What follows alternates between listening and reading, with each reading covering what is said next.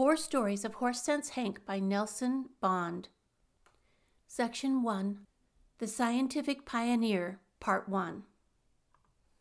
Horse Sense Hank could answer all the problems of science. He could even apply logic to love. But turnips? One thing about that heap of mine, it always picks the loneliest places to roll over and play doggo. It started sputtering about the time the road changed from concrete to macadam, and when the macadam trickled out into a thin sliver of bumpy dirt, it wheezed, snorted, and gave up the ghost. I said, "Damn," and a few things more expressive. I got out and struggled with the hood and looked at the innards and admired their incomprehensible compactness. I jiggled a few wires here and there, and nothing happened. Then I looked for telephone wires. There were none. But I discovered I wasn't alone. There was a man leaning on the worm fence across the road, watching me with drawling incuriosity. I said, "Hey, you! Is there a telephone anywhere around these parts?" He shifted a billiard ball from his left cheek to his right, squinted, shook his head. "Nope," he said.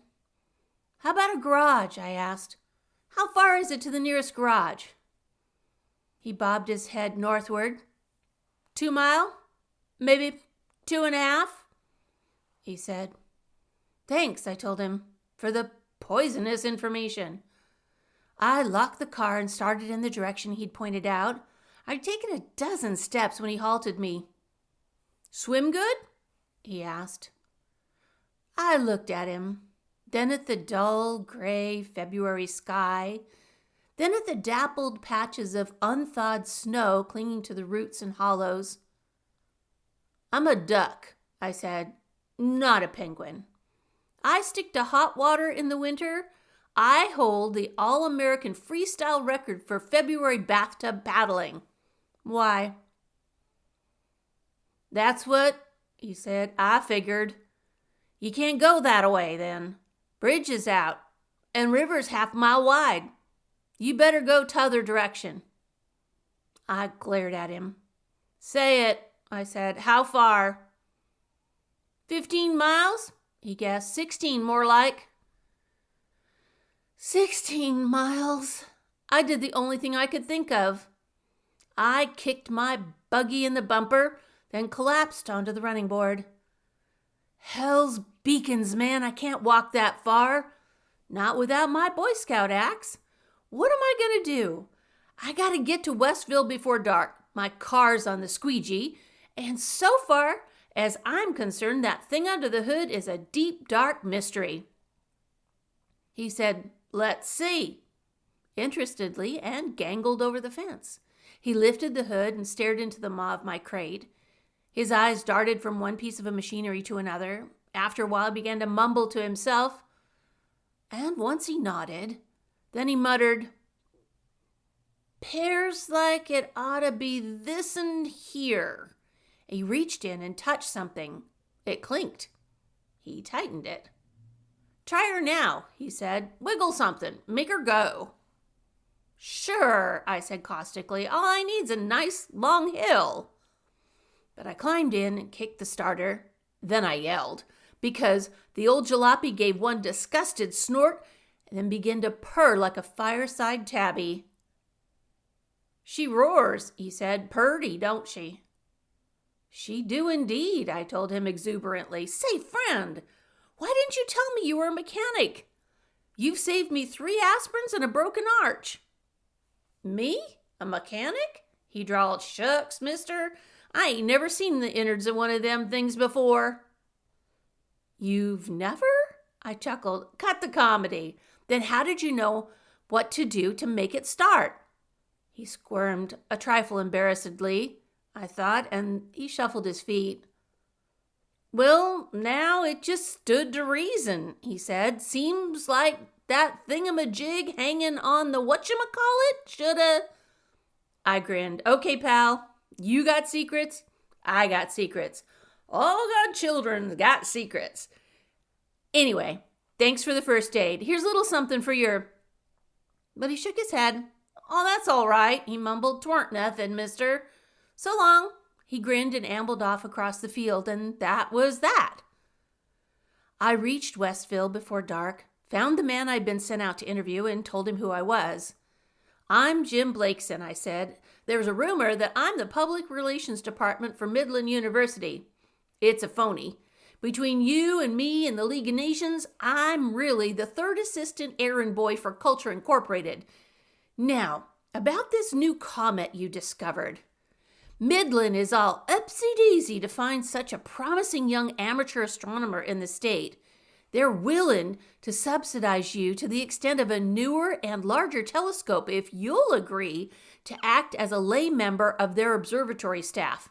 What say? The ham stargazer, Hawkins was his name, turned a delicate shade of mauve.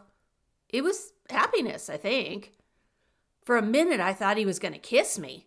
Then delight went out and he shook his head. I'm sorry, Mr. Blakeson, but I can't accept your offer. I'd love to, but the truth of the matter is, I'm not the man who discovered that comet. I said, wait a minute, maybe I'm in the wrong galaxy. You're Hawkins, aren't you? You're the guy who plotted the comet's course, no? I'm Hawkins. I plotted its course, but I didn't discover it. His spirits were down around his shoelaces now. That was done by a neighbor of mine a few miles down the way, chap by the name of Hank Cleaver. Horse Sense Hank, we call him. My extrasensory perception percepted. Don't look now, I said, but is this Horse Sense Hank a long, cold drink of wisdom about 30 years old, given to a lack of speech and habit of chewing tobacco? That's Hank, said the youngster. He's the one. He's no astronomer, you understand, but he happened to stop by one night while I was charting. I started to explain something about cometary orbits, and after a while he said he allowed as how I ought to take a careful look in the region of Beta Draconis. I did, and, well, there it was, the new comet. He said he just figured as how there ought to be one there. Kid, I said solemnly, something tells me the discovery of that comet was peanuts. Just peanuts. I'm going to get you that subsidy anyway, and tomorrow morning, I'm going back to have another talk with that guy who earned it for you. So I did. I found Horse Sense Hank poking around in his South 40, and I told him what I wanted. He didn't answer for so long that I thought maybe the shock had killed him. I asked anxiously, well, Hank, what's the word? Turnips, he said mournfully, is hell. It don't matter where you plant 'em or how careful. They never do what you expect. Oh, you mean about the university? Well, I don't guess it'd do no harm. I'll go if you want me to. I do, I told him with savage satisfaction. All my life I've wanted to see what would happen when a man with plain, ordinary horse sense crossed gray matter with a bunch of animated reference books. You're the party of the first part. Look, Hank, suppose you were out hunting with another guy. You see the flash of his gun. 10 seconds later, you hear the boom. How far away from him are you? A game, maybe? Asked Hank. He pondered for a minute while I waited, wondering if I'd cleaned the machine the first time or if this was a perpetual jackpot. Then, how cold is it? Asked Hank. I almost yelped with joy. Say about 68, I said. Hank said, well then, I reckon he'd be about 2 miles off. Trifle more, maybe. Why? I demanded. How did you know? Hank looked perplexed. He said, well, it seems as if, that's all.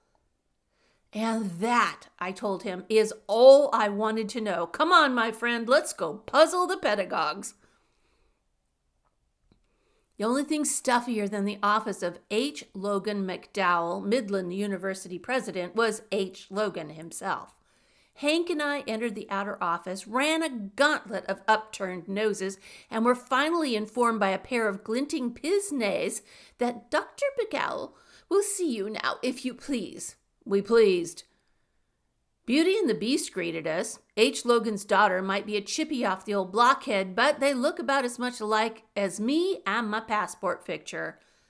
She smiled at us as we entered, and life was all sugar and Santa Claus. Our pal the Prexy lurched and wobbled in the depths of his swivel chair, gave it up as a bad job, motioned us to seats, and harumphed. Well, Blakeson, might I interrogate as to the reason for this unexpected visitation? If, I deciphered, you mean why am I here? Sure. This is an unveiling. Take off your polysyllables, Doctor. You're in the presence of genius. Genius? McDowell stared distastefully at Hank's mail-order suit and bulldog shoes. Genius? When you say that, I advised, grovel. You see before you, Doc, a man deserving of the finest faculty position dear old MU has to offer. Meet Hank Cleaver, the human slide rule. McDowell frowned. I deplore, Blakeson, your unacademic speech habits. Furthermore, you are undoubtedly aware that there are at present no unoccupied seats on the Midland faculty. If your friend would care to deposit his credentials with my secretary, however, and write an application for admittance to our staff. Horse sense Hank's eyes accused mine, right, Jim? Shucks, you can tell me I had to write nothing. You know I can't, right? Indignation overcame Prexy McDowell's inertia. He came to his feet quivering like a radium finder in a bucket full of pitch blende. What? Blakeson, do you mean to tell me you have the effrontery to suggest for addition to our faculty a man who can neither read nor write? Young man, this time you have gone too far. I fail to recognize the humor in this situation. I'll have you. Look, Prexy, I said, sit down, take the load off your brains. You didn't hire me, and you can't fire me. I report to the advisory council. Now, listen to me. This man is the greatest find since Pharaoh's daughter went snipe hunting in the bulrushes. He knows stuff and things. Stuff? Wheezed the college president. Things? Ask him. Anything at all. He's got more answers than a quiz program. McDowell stiffened like a strychnine victim. I refuse, he proclaimed stentoriously, to lend myself to such a display, the dignity of my office. Helen McDowell had been staring at Hank with frank curiosity.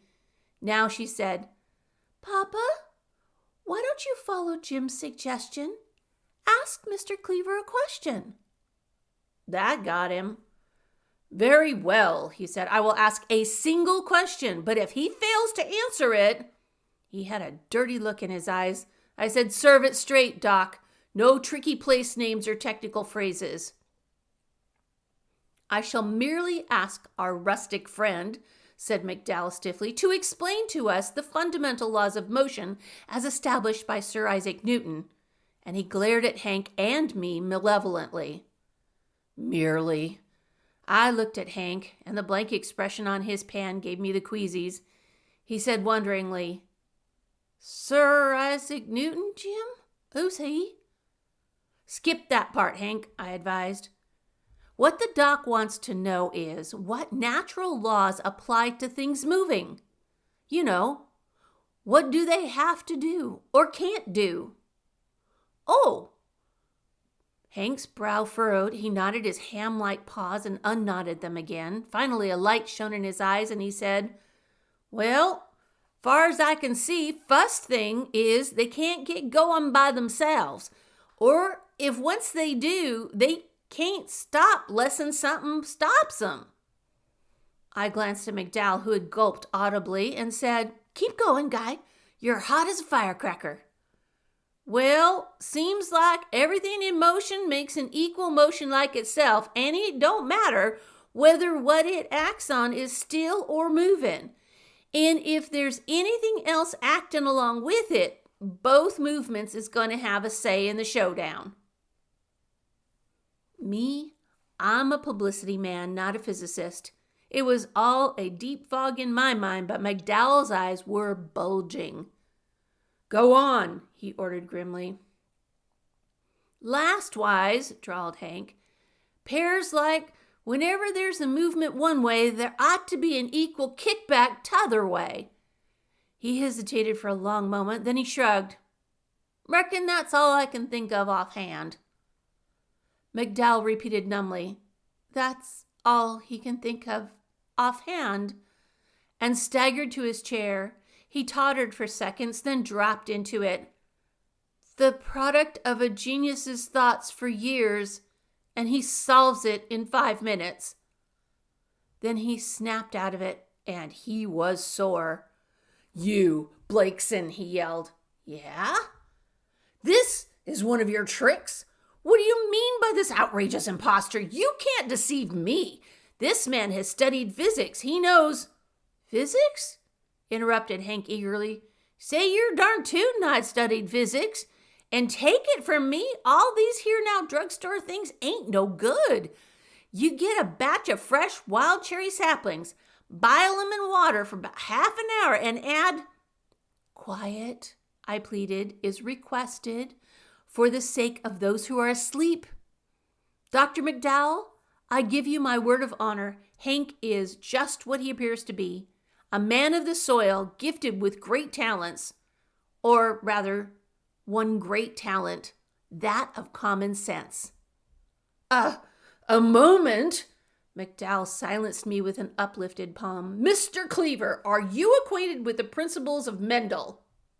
"Nup," acknowledged Hank cheerfully. "Perhaps, then, you'd be kind enough to derive an answer for this question.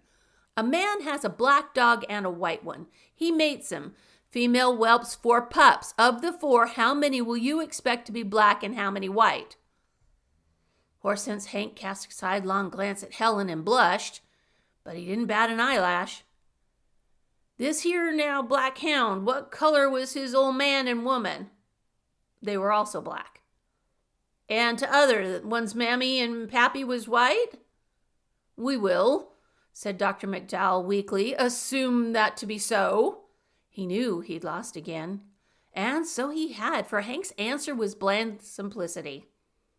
"Why, then, their pups would just naturally have to be all black." "How do you know?" demanded McDowell faintly. "Just seems as if," said Hank. He scratched his head. "Course," he said cautiously, "them there wouldn't be good Joe dogs, them pups. They wouldn't breed true worth a damn. Next time they's mated, their pups would be mixed colors, say about 3 to 1 for the blacks." President McDowell shuddered violently. He fell back into his chair, covered his eyes with shaking fingers. "Take him away," he pleaded. "A lifetime of study, and get him out of my sight, Jim Blakeson. Ugh!" Last I saw of him, he was ripping the diplomas off his office walls, tearing them into shreds of despair. Footnote. The 2 fundamental principles usually termed Mendelian are 1. That of alternative inheritance, viz., that of 2 corresponding but contrasting pairs of characters of the parents. Only one appears in the offspring. This is known as the dominant character. The character not appearing is the recessive character. 2. The law of segregation of characters, according to which both dominant and recessive characters reappear pure in 25% of each of the offspring of hybrids. Editor. End of Section 1. Section 2. The Scientific Pioneer, Part 2. So that was that, but Horsense Hank didn't go back to his turnip patch because Helen McDowell followed us from the office, her eyes glowing. She said, "He's marvelous, Jim, marvelous. What are you going to do now?" "I was thinking," I told her gloomily, "of trying a perfect crime with your old man as X marks the spot.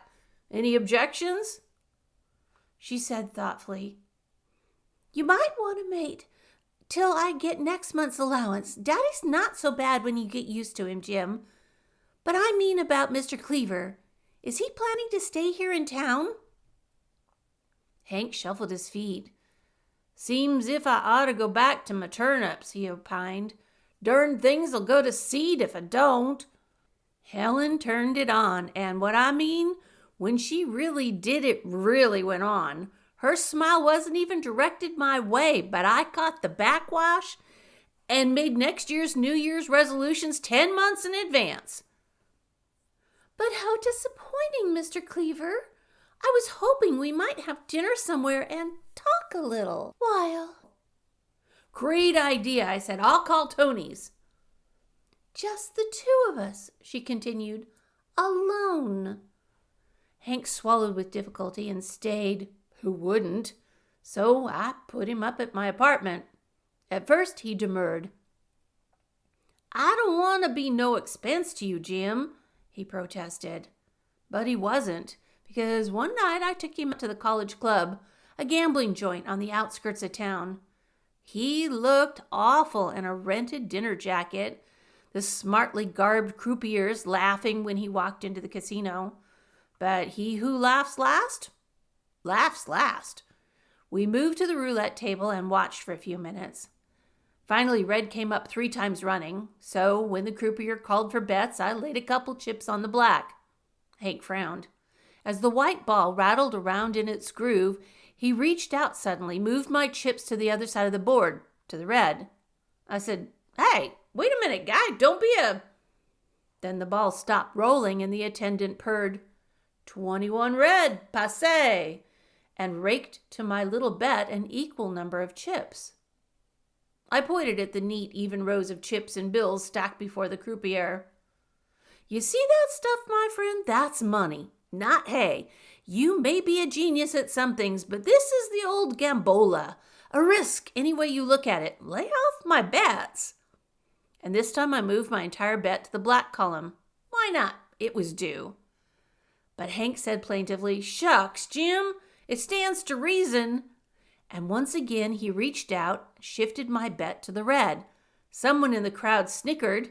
I went to move it back, but the croupier, faintly haughty, said, No further play, sir, if you please. Then the ball stopped on the red 36. I looked at Hank. He looked back guiltily. It seemed like it ought to, Jim, he said. I gave up. I handed him my chips. I said, This is where I get off. Take over, Professor. I gotta see a man about a town car. I walked to the bar for a drink. I felt sort of sorry for the owners of College Club. It was tough luck for them that after all these years they should be the ones to play host to the first foolproof system in the history of gambling. About 20 minutes later, the crowd was shoulder deep around the roulette table. I decided it was time to go take a look-see and fought my way to Hank's side. When I reached there, I found that play had been temporarily halted. The croupier, green-gilled and glistening with sweat, stood before an almost chipless board. The counters were chin-high before Hank. The manager pressed through, spoke briefly to the croupier, then turned to Hank. I understand, sir, you wish to make a final wager against the house? Your entire stake on the fall of a single number? Hank nodded, embarrassed at being the center of contention. I sort of thought, he gulped, it might be smart. I groaned. The chips before Hank were a rainbow. At a rough estimate, he was about 30 grand to the pink. To stake all that on one roll? A 38-1 shot for a 35-1 return? No, Hank, I tugged his coat sleeve. Cash in. Don't take a crazy chance like that. He looked at me aggrievedly. But it ain't what you might call a chance, Jim. 'Pears to me like it's a sure thing for number 19 to come up. Way I see it. He nodded to the manager. Let her ride. The works on number 19. Manager nodded to the croupier. The croupier set the tiny ball spinning. The crowd tensed and a white blur chittered its unpredictable path around the whirling wheel. The wheel slowed, the ball slowed, my heart slowed. Then all three swooped into action, the last with a lurching thump. The ball hesitated on the rim of the 00, bounced to the 32, jogged to the lip of the 19, settled there, then hopped. The watchers groaned, and the voice of the croupier was a high, thin bleat. 24 black passé. My town car, my penthouse, and my financial independence went whoopity flicker, like the tag end of a film ratcheting through a projector. I glared into Hank's bewildered face, bawled at him accusingly. See, you dope, all because you... He looked dazed, incredulous. He stammered. But it had to be the 19, Jim. It couldn't be anything else. Don't you see? It couldn't. It couldn't, I wailed, but it was. You... Then he was no longer limp, uncertain, at my side. He was making a leaping dive across the table at the croupier. The man yipped once, lunged backward, and a pellet rolled from his hand. It was a duplicate of that which now spun in the roulette wheel, but not quite a dupe. Instead of solid ivory, I knew it would turn out to have a steel core, responsive to magnetic influence. The only thing that could break down the analytical perfection of Horse Sense Hank was a gimmick. A gimmick is a polite way of describing a cheap gambling trick. The darned crook! Hank was howling. He gypped me. I knew 19 was due, just as sure as fate it was due. These were the last intelligible words for quite a while, for at that instant some resourceful employee jerked a switch, plunging the college club into darkness. People began to scream and struggle and run. I heard the meaty impact of flesh on flesh, then the clatter of ivory tokens on the polished flooring. I remembered thinking sadly, "Goodbye, Mr. Chips." Then a more brilliant thought struck me. I remembered that those ivories were cashable at any time. Tomorrow, after the excitement had died down, I scrambled for the abandoned table, scooped up 2 double handfuls, then 2 more. It was our money, rightly. I hightailed it for the exit. Took me a little time to get away. Everyone else had the same idea, but I finally made it. There was no use looking for Hank in that mob, so I grabbed a taxi to town, hoping he'd be able to come home under his own power. But he was already home when I got there. He was just finishing a financial census at my desk, dreamily counting crisp, crunchy bills into piles before him. And 78, 879. He saw me and grinned. "Hi, Jim. Got part of what I deserved anyhow, see? About $6,000. I sniffed. "Chicken feed. I got the rest of it. The real stuff. $10 chips." With a calm, superior smile, I began to unload my colorful cargo beside his pile of green, but Hank didn't look enthusiastic. I waited for the oohs and the ahs, and when none came, I snapped. "Well, what's the matter? You sore because I made out better than you did?" He shifted uncomfortably and refused to meet my eye. He said, "Well, it ain't exactly that, Jim, only..." "Only what?" "Only," he gulped, "them chips ain't gonna do much good, way I figure. 'Pears to me, like after what happened tonight, that there place ain't never gonna open up no more." He was right, of course. Hank was always right. "I still have 2 hatfuls of roulette chips. You can have them. Parcel post collect." The college club folded the next morning, but the story of why it collapsed got around, and Hank became something of a celebrity. That's how, in spite of Doc McDowell's pig-headedness, the rest of the Midland University faculty got to hear about my rural protege. To hear was to visit. To visit was to listen with awe. They handed him stumpers. He uprooted them and handed them back with QEDs tacked on them. At first, Horse Sense Hank was sort of a perambulating parlor game to the professoriate. They came, they tried out on him the trick questions to which they, and presumably only they, knew the answers. No so. They asked him about the variable nature of light waves. He derived, alone and unaided, a formula which Professor Hallowell of the physics department identified as the Lorentz Fitzgerald contraction. They asked him about electronic structures. First, they had to tell him what an electron was.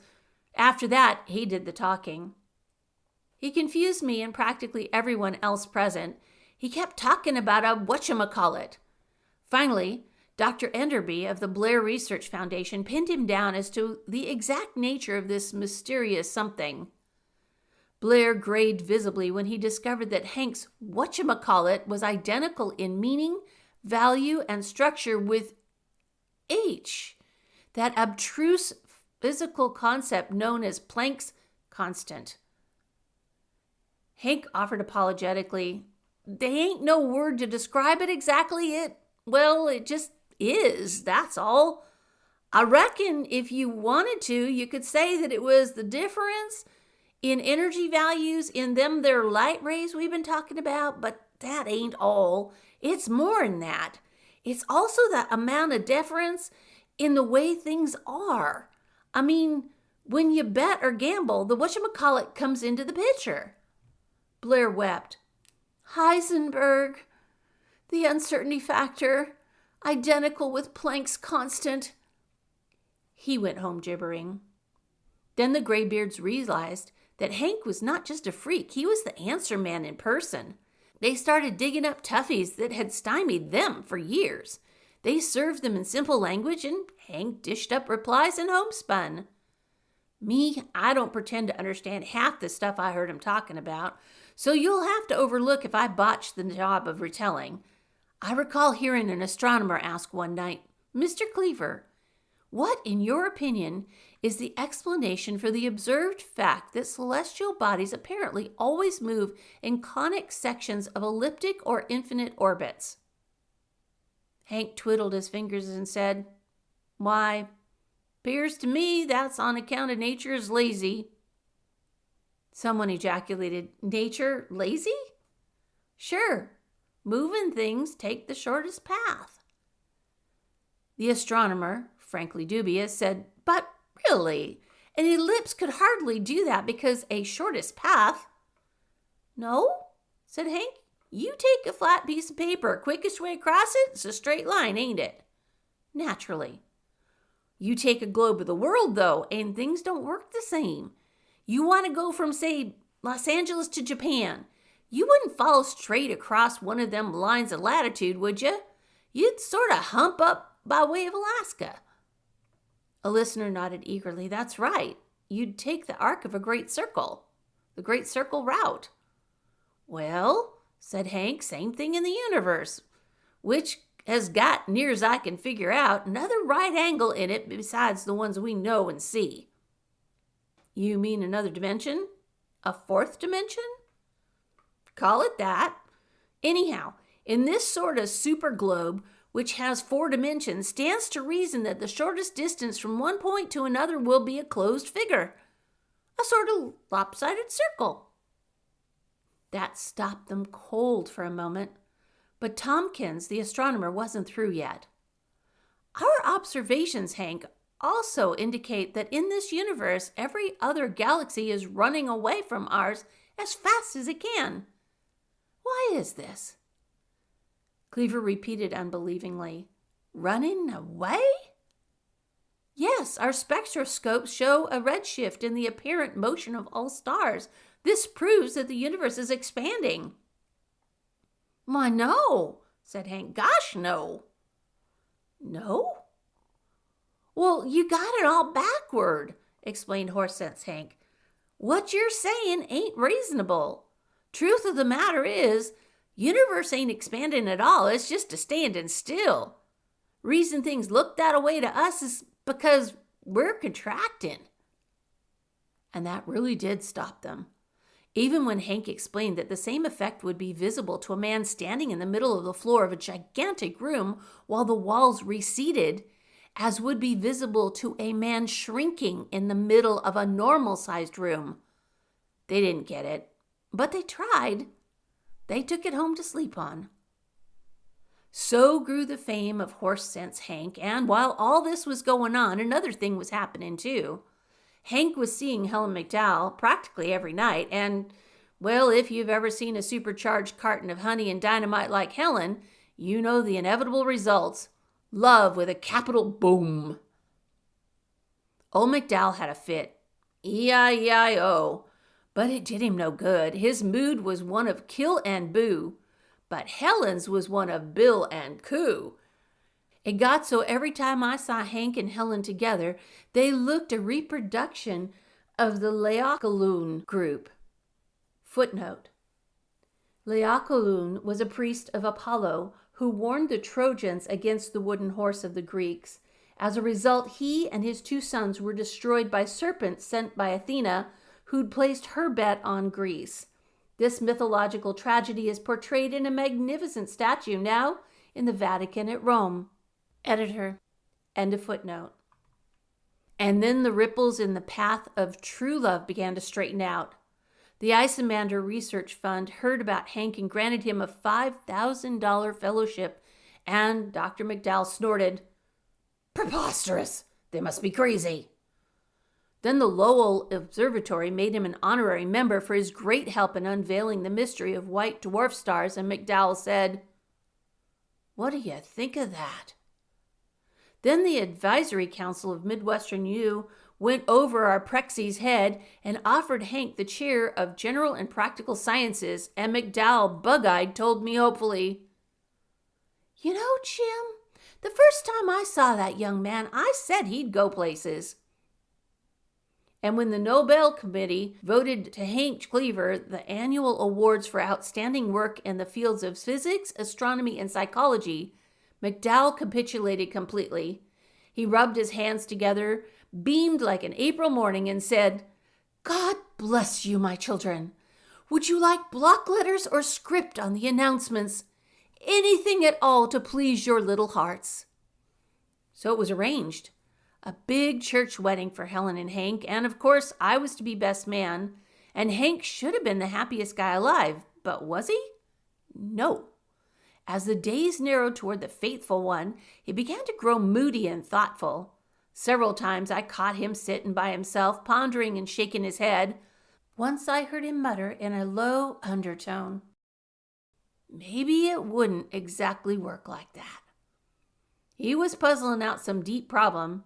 Just what, I didn't know. I was too busy to quiz him about it. And then came the day when the wedding bells were to peal.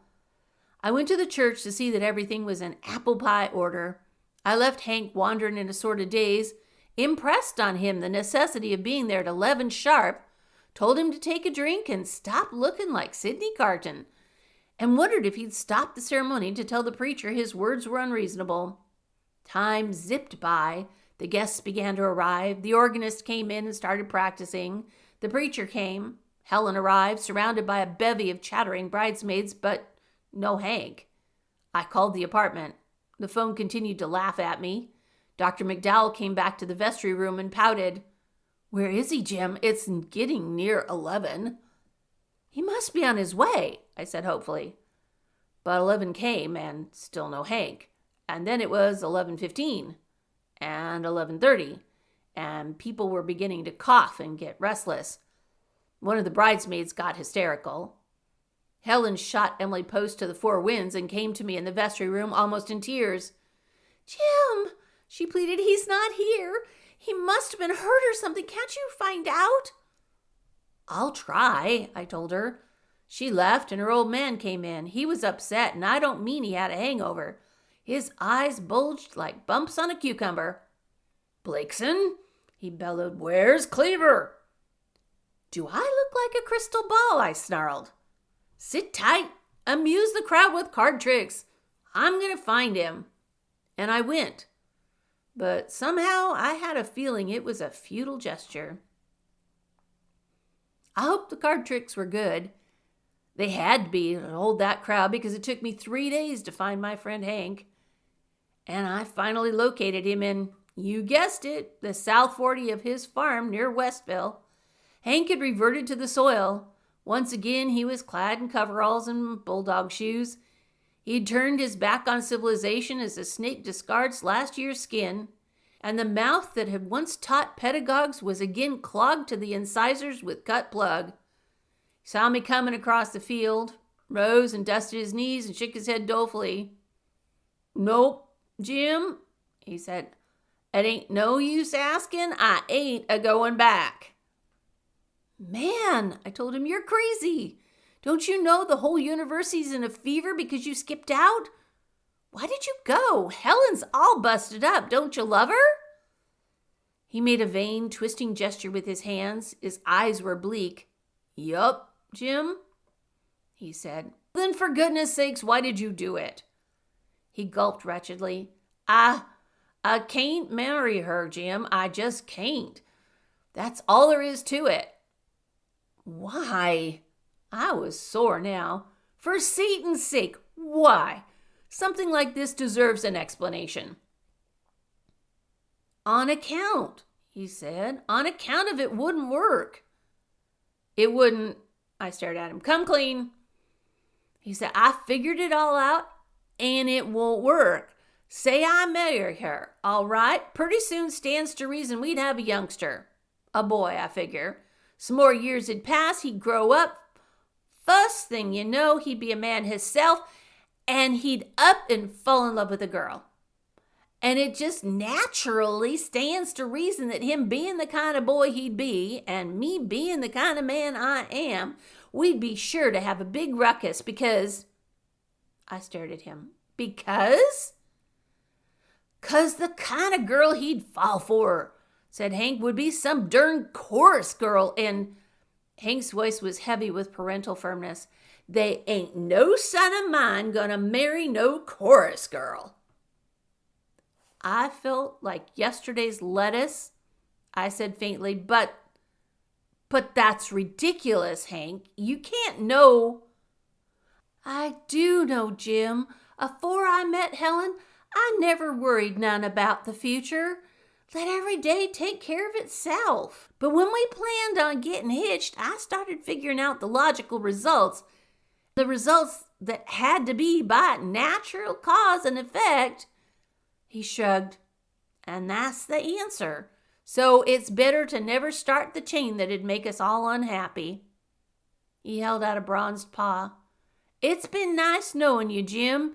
You come visit me once in a while, will you? And if you ever get in a jam and I can help, just say the word. I said, so you mean it then? The world offers you everything, fame, money, glory, love, and you're going to stay here in this cheesy little old turnip patch? Don't say that, Jim, Hank said swiftly. This is the best place in the world for me because I'm too darn logical, and this is the one place where I'm at a disadvantage. What? I asked, wondering, do you mean? He shook his head, dolefully this time. Turnips, said Horse Sense Hank. Everything else in the whole wide world I can figure the results of, but turnips is hell. It don't matter where you plant 'em or what you try. They don't never do what you expect 'em to. End of section 2. Section 3. The Scientific Pioneer Returns. Chapter 1. Time was no barrier to Lancelot Biggs when he found out Horse Sense Hank alone could solve his problem. This sounds silly. At 3:30 on a Tuesday afternoon, in broad daylight, Professor Hallowell of the Midland University Physics Department left Jernigan Hall, walked down a campus path clogged to the gutters with students, and disappeared into thin air. This sounds even sillier. At 9:15 the next Friday morning, Travis Tompkins, chief technician of Midland's new observatory, stepped to the platform of Old Main to speak before an attentive crowd of 1,200 undergraduates, and vanished before their eyes. But this sounds silliest. H. Logan McDowell, fat, 50, feverish, and president of our Institute of Alleged Learning, came to me about it. He came on the run. That is, he came at a brisk, lurching shamble, which is, to him, the equivalent of a Cunningham 4-minute mile. He collapsed on my studio couch, gasped and panted like the White King for a minute, then wheezed out a strangled plea. "Blakeson, you've got to do something." I looked at his gaping mouth and bulging eyes and nodded. "Right," I remembered. "I've got to rewind my bass rod and see that the reel is oiled. They'll be running in a week or so." "No, you impertinent young snippet! I mean, you've got to do something about these mysterious disappearances." I laughed right out loud. I bared my arms frankly. I said, "Grab a look, Prexy. Nothing up the right sleeve, nothing up the left sleeve. I didn't snatch your pedagogues. After all, just because certain members of the faculty find it expedient to take a powder—" "A what?" "Powder," I repeated. "Can't you understand plain English? To lift one's feet, scram, blow, take it on the lam. Sweet whistleberries, Doc. I'm not something from the 'Follow that man' advertisements. I'm just the publicity expert for this football team with a campus. If you want to learn what happened to Hallowell and Tompkins, why don't you get a dick?" His jowls sagged to his breastbone. He said in an anguished tone, "I suppose that means a detective? I did hire one." "Well, and what did he find out, aside from the well-known facts that Hallowell was carrying the torch for Red-Headed Senior and Tompkins was up to his zipper in debt? Did he dig up any clues? Footprints, blunt instruments, or ashes with rare cigarettes dangling on the end of them?" "He didn't," said H. Logan in a hollow voice, "find anything, Blakeson. He disappeared too." I said, Oh, which was inadequate, but it was all I could think of at the moment. "That's bad. It must be contagious. But where do I fit into the picture? Why ask me to do something?" H. Logan wrestled with his scruples for a long and difficult moment, then suddenly, "Cleaver," he blurted, "where is that man?" Merely saying the name cost him an effort. And why not? Hank Cleaver was the one soul whose amiable meanderings crossing the life path of H. Logan McDowell had interrupted the smooth flow of traffic along that broad highway, torn up the roadbed, and sprinkled tar and gravel along the right-of-way. The common-sense genius of Hank Cleaver had made McDowell look like a cross between a baboon and a stuffed shirt, with the baboon getting the worst of the bargain. Then, to cap the climax, Hank had handed Prexy's daughter the jilt, leaving sweet Helen high and dry at the altar when he returned to his beloved cabbage patch on his farm. To say that McDowell was unfond of Cleaver would be like saying that nice people disapprove of Herr Hitler. About the campus, it was commonly rumored that the president of Midland had a little china doll into which each midnight he jabbed many red-hot needles. The plaything wore coveralls and bulldog shoes, just like Hank Cleaver. I said, "So, you're going to call in Horse Sense Hank?" "Don't talk about him," growled McDowell savagely. "Find him. If we don't solve this mystery soon, we're going to have FBI men romping all over our campus. The reputation of glorious Midland will be ruined. Our noble banners, heretofore untouched by the faintest breath of scandal—" "Okay," I said hastily. "Save that for the alumni banquet. I'll see what I can do, Doc." He left, making noises like a sizzling steak, and I got on the phone. But the results were strictly stinko. I grabbed a blank on my first call. The local operator at Westville intoned, "No, please, sorry, police. There is no telephone listed under the name of Kleber." "Back up," I snorted, "and start over. Look, sis. C as in cuckoo. L as in lunkhead. E as in—" "Oh, is that you, Mr. Blakeson?" she chirruped. "I knew you by the description." Ouch. "I'm sorry I can't connect you with Mr. Cleaver. Do you want to talk to Mr. Hawkins? Yeah, I said, gimme. Hawkins was the amateur stargazer working in Westville as a lay member of the Midland Observatory staff. He owed his reputation to Hank and his income to me, but he turned out to be a perfect bust, and I don't mean the Venus de Milo. He said, Hank Cleaver?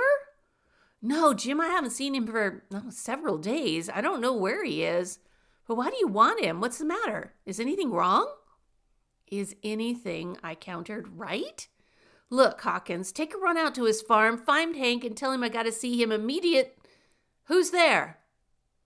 Nobody, said Hawkins querulously, but our Party Line subscribers, they're always listening in. What's ailing you, Jim? I wasn't talking to you. There's somebody at the door of my apartment. Who's there? I bawled again. No answer, so I said to Hawkins, well, do what I say. Find Cleaver. Tell him I've got to see him immediately, if not sooner, and let me know the minute you find him. So long. Oh, wait a minute, can't you? I hung up and stormed to the door, my foot itching to bury itself in the southern exposure of a salesman facing north. I flung it open, yelled, No! I don't want some. Go peddle your damn junk somewhere else. And then my jaw hit the top button of my vest. Hank! Hiya, Jim, said Horse Sense Hank. Big as life and twice as natural, there's only one Horse Sense Hank Cleaver. When they poured him, they laughed so hard they dropped the mold and broke it. Tall and gangly, so thin of cheek that the cud which constantly caresses his bicuspid sticks out like a cue ball. Tow-colored ravelings of hair, waving experimentally in all directions, raw-boned of wrist, eyes mild and incurious as those of a heifer. That is my pal, Hank Cleaver. I clapped him on the back and dragged him by main force into my apartment. Golly, guy, I am glad to see you. You look a million. Do you know, I've been slaving like a census taker to find you. I called Westville and... I figured, said Hank mildly, as how you might be. The wind whooshed out of my sails. I gulped it. Heard a feller say as how there'd been some funny goings-on down this-a-way. Thought to myself, well now, Hank, 'pears like first thing you know, old Jim'll be needing a mite of help. So you better hump along and give him a lift. So I come and, he beamed, here I am. Yes, I said weakly, here you are. Damn it, I don't know why I should have been surprised, especially after having lived under the same roof as this gawky genius for 3 solid months. But as ever, it utterly confounded me to realize that Hank's thought processes were so simple, so altogether down to earth and natural, that he invariably did the right thing at the right time. I said, and a mighty good thing you came to, but your turnips, Hank, how? He shook his head dolefully. Turnip growing was Hank's one and only obsession. Turnips, he grimaced, is hell. It don't matter how you plant 'em, or where, or when, or what you do. They don't never act like you expect 'em to. I plant 'em wide, I plant 'em close. I plant 'em in cuts and slips and seeds. I plant 'em yeller, white and mottled. I water 'em and potash 'em and treat 'em like babies, and still I can't make 'em behave. He wedged a bulldog tiptoe into the rug and looked at me from under his bushy brows. Helen? He asked. How's Helen? Iroquois, I told him grimly. Come again? After your scalp. Didn't you ever hear the adage about Satan's old homestead having no fury like a woman left out on the limb? If you bump into Helen McDowell, pal, you better fly, not run to the nearest cavern. Hank cracked his knuckles in misery. Couldn't do nothing else, Jim. Couldn't marry her. 'Tweren't logical. So, I reminded him, aren't females, but Never mind that, Hank. Let's get down to brass tacks. The reason I wanted to see you, I know about the way them's men's been disappearing, he said. He rose and walked to my radio set. 'Pears like you ought to have this turned on. With all the trouble, seems like you'd be listening for news bulletins. It's busted, I said. It hasn't worked for weeks. No? He shifted it around, peered into the maze of coils, tubes, wires, and utter incomprehensibles that comprised a modern radio set. Never seed the inners of one of these things afore. Interesting, ain't it? His lean fingers began weaving among the gleaming entrails. A tiny crease appeared over his right eye. He muttered as he pushed and jiggled and explored. This one goes there. That one goes there. 'Pears like, well, I'll be derned. Something clicked and his fingers made a twisting motion. He grinned at me. How do you make her talk, Jim? She doesn't. She's a deaf mute. But that veneer on the left, he turned it. My long, silent radio went freak and became coherent. Strains of hot jive assaulted my eardrums. I moaned. Hank, do you know everything? The repairman who looked at it said it would never work again. He said, he just wanted to sell you a new one, consoled my friend. I kind of figured as how adjusting that little hunk of metal would fix it, you see. But I never got to see, for at that moment my eyes went wobbly all of a sudden. Out of nowhere came a brilliant light, flooding the room with blinding intensity. There was no sound, just that sharp, bright glare, and my arms tingled with a sort of electric vibration. And as I blinked, the light coalesced into a form. It was roughly the form of a man, and from where its head ought to be, there came a strange, strained, hollow voice. Biggs. Then the light flickered and was gone, and with it was gone the voice and the last vestige of my self-control. I let loose one squawk, out loud, and dived for the darkness and comparative security of the region under the couch. Not so Hank. He stood stock still in the middle of the floor. I yelled at him, Hank, did you do that? Did you touch something on the radio? There was a faint, puzzled look on his face. Nope, Jim, I didn't do nothing. Did you see him too? I saw him, whoever he was, but who? How? I don't know. Slowly. Lestwise, the only thing I can think of is so darned unlikely. Hey, listen! The radio music had stopped suddenly. The voice of the announcer was clear, crisp, ominous. Ladies and gentlemen, we interrupt this program of dance music to bring you a special bulletin. Flash. Midland University campus. Dr. H. Logan McDowell, president of this institution, vanished suddenly 5 minutes ago from the midst of a group of friends gathered at his home to discuss two similar occurrences at Midland within the past week. Police efforts to solve the mystery were hampered by the ensuing panic. A diabolic plot against the persons of eminent American educators is feared by observers. The rest was lost to us. Frenzied footsteps beat a tappity-tappity path to the door of my apartment, and nervous hands beat wooden panels. A sweet, familiar voice, now high-pitched in fright, cried, Jim Blakeson, quick!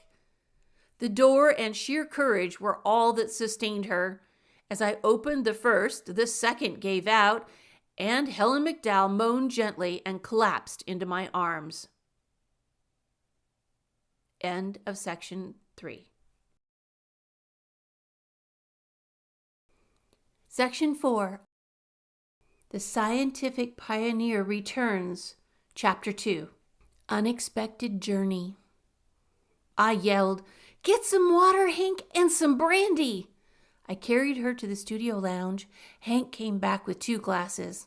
I gulped the brandy swiftly and held the water to her lips.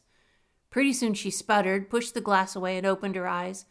Oh, Jim, The most dreadful thing has happened to Daddy. You. Hank swallowed convulsively and essayed a grin. Lo, Helen. Helen McDowell's fingers made motions like shears on a rampage. Her eyes roved. She asked thoughtfully, Jim, where's that paper knife you used to have? The long one. I'm going to stab somebody in the back. Look, sugar, I pleaded. Hank's come to help us. We have more important things to worry about now than your injured ego. After we've cleared up this trouble, you can have him alone in a dark room for 10 minutes. Is that, she demanded fretfully, a promise? But her bitterness subsided. Anxiety rekindled in her eyes. That and the recollection of a shocking moment. Daddy disappeared, Jim, right from the middle of a group. He was standing at my side. His shoulder was almost touching mine. Then all of a sudden, he was gone. Like that.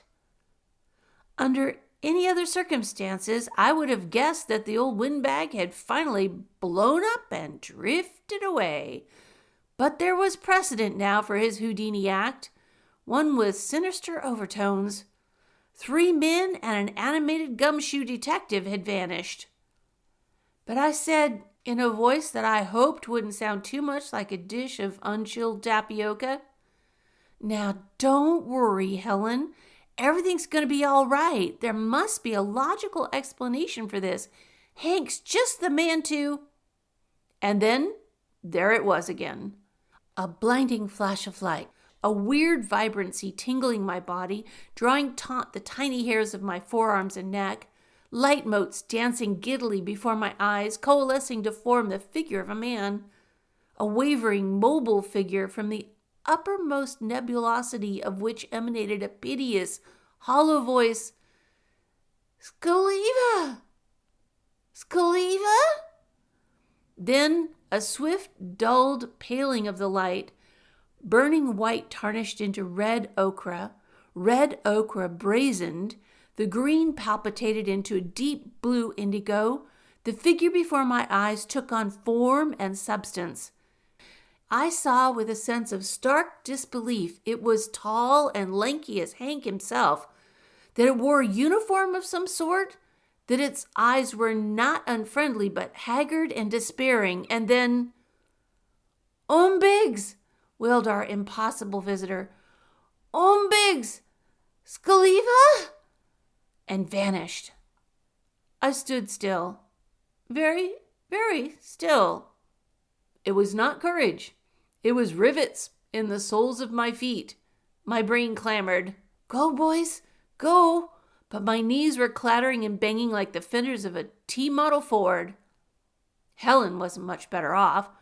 Her eyes looked like a pair of seal-beamed headlights, and the most intelligent sound she could summon was a faint, plaintive, "Oh!"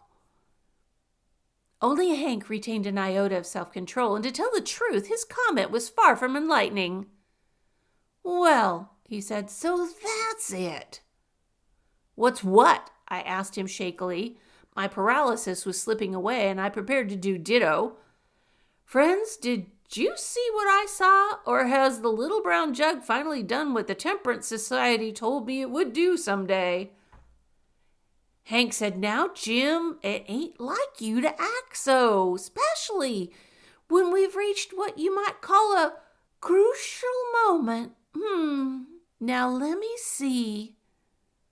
You folks seen him most plain when he was what color? Blue?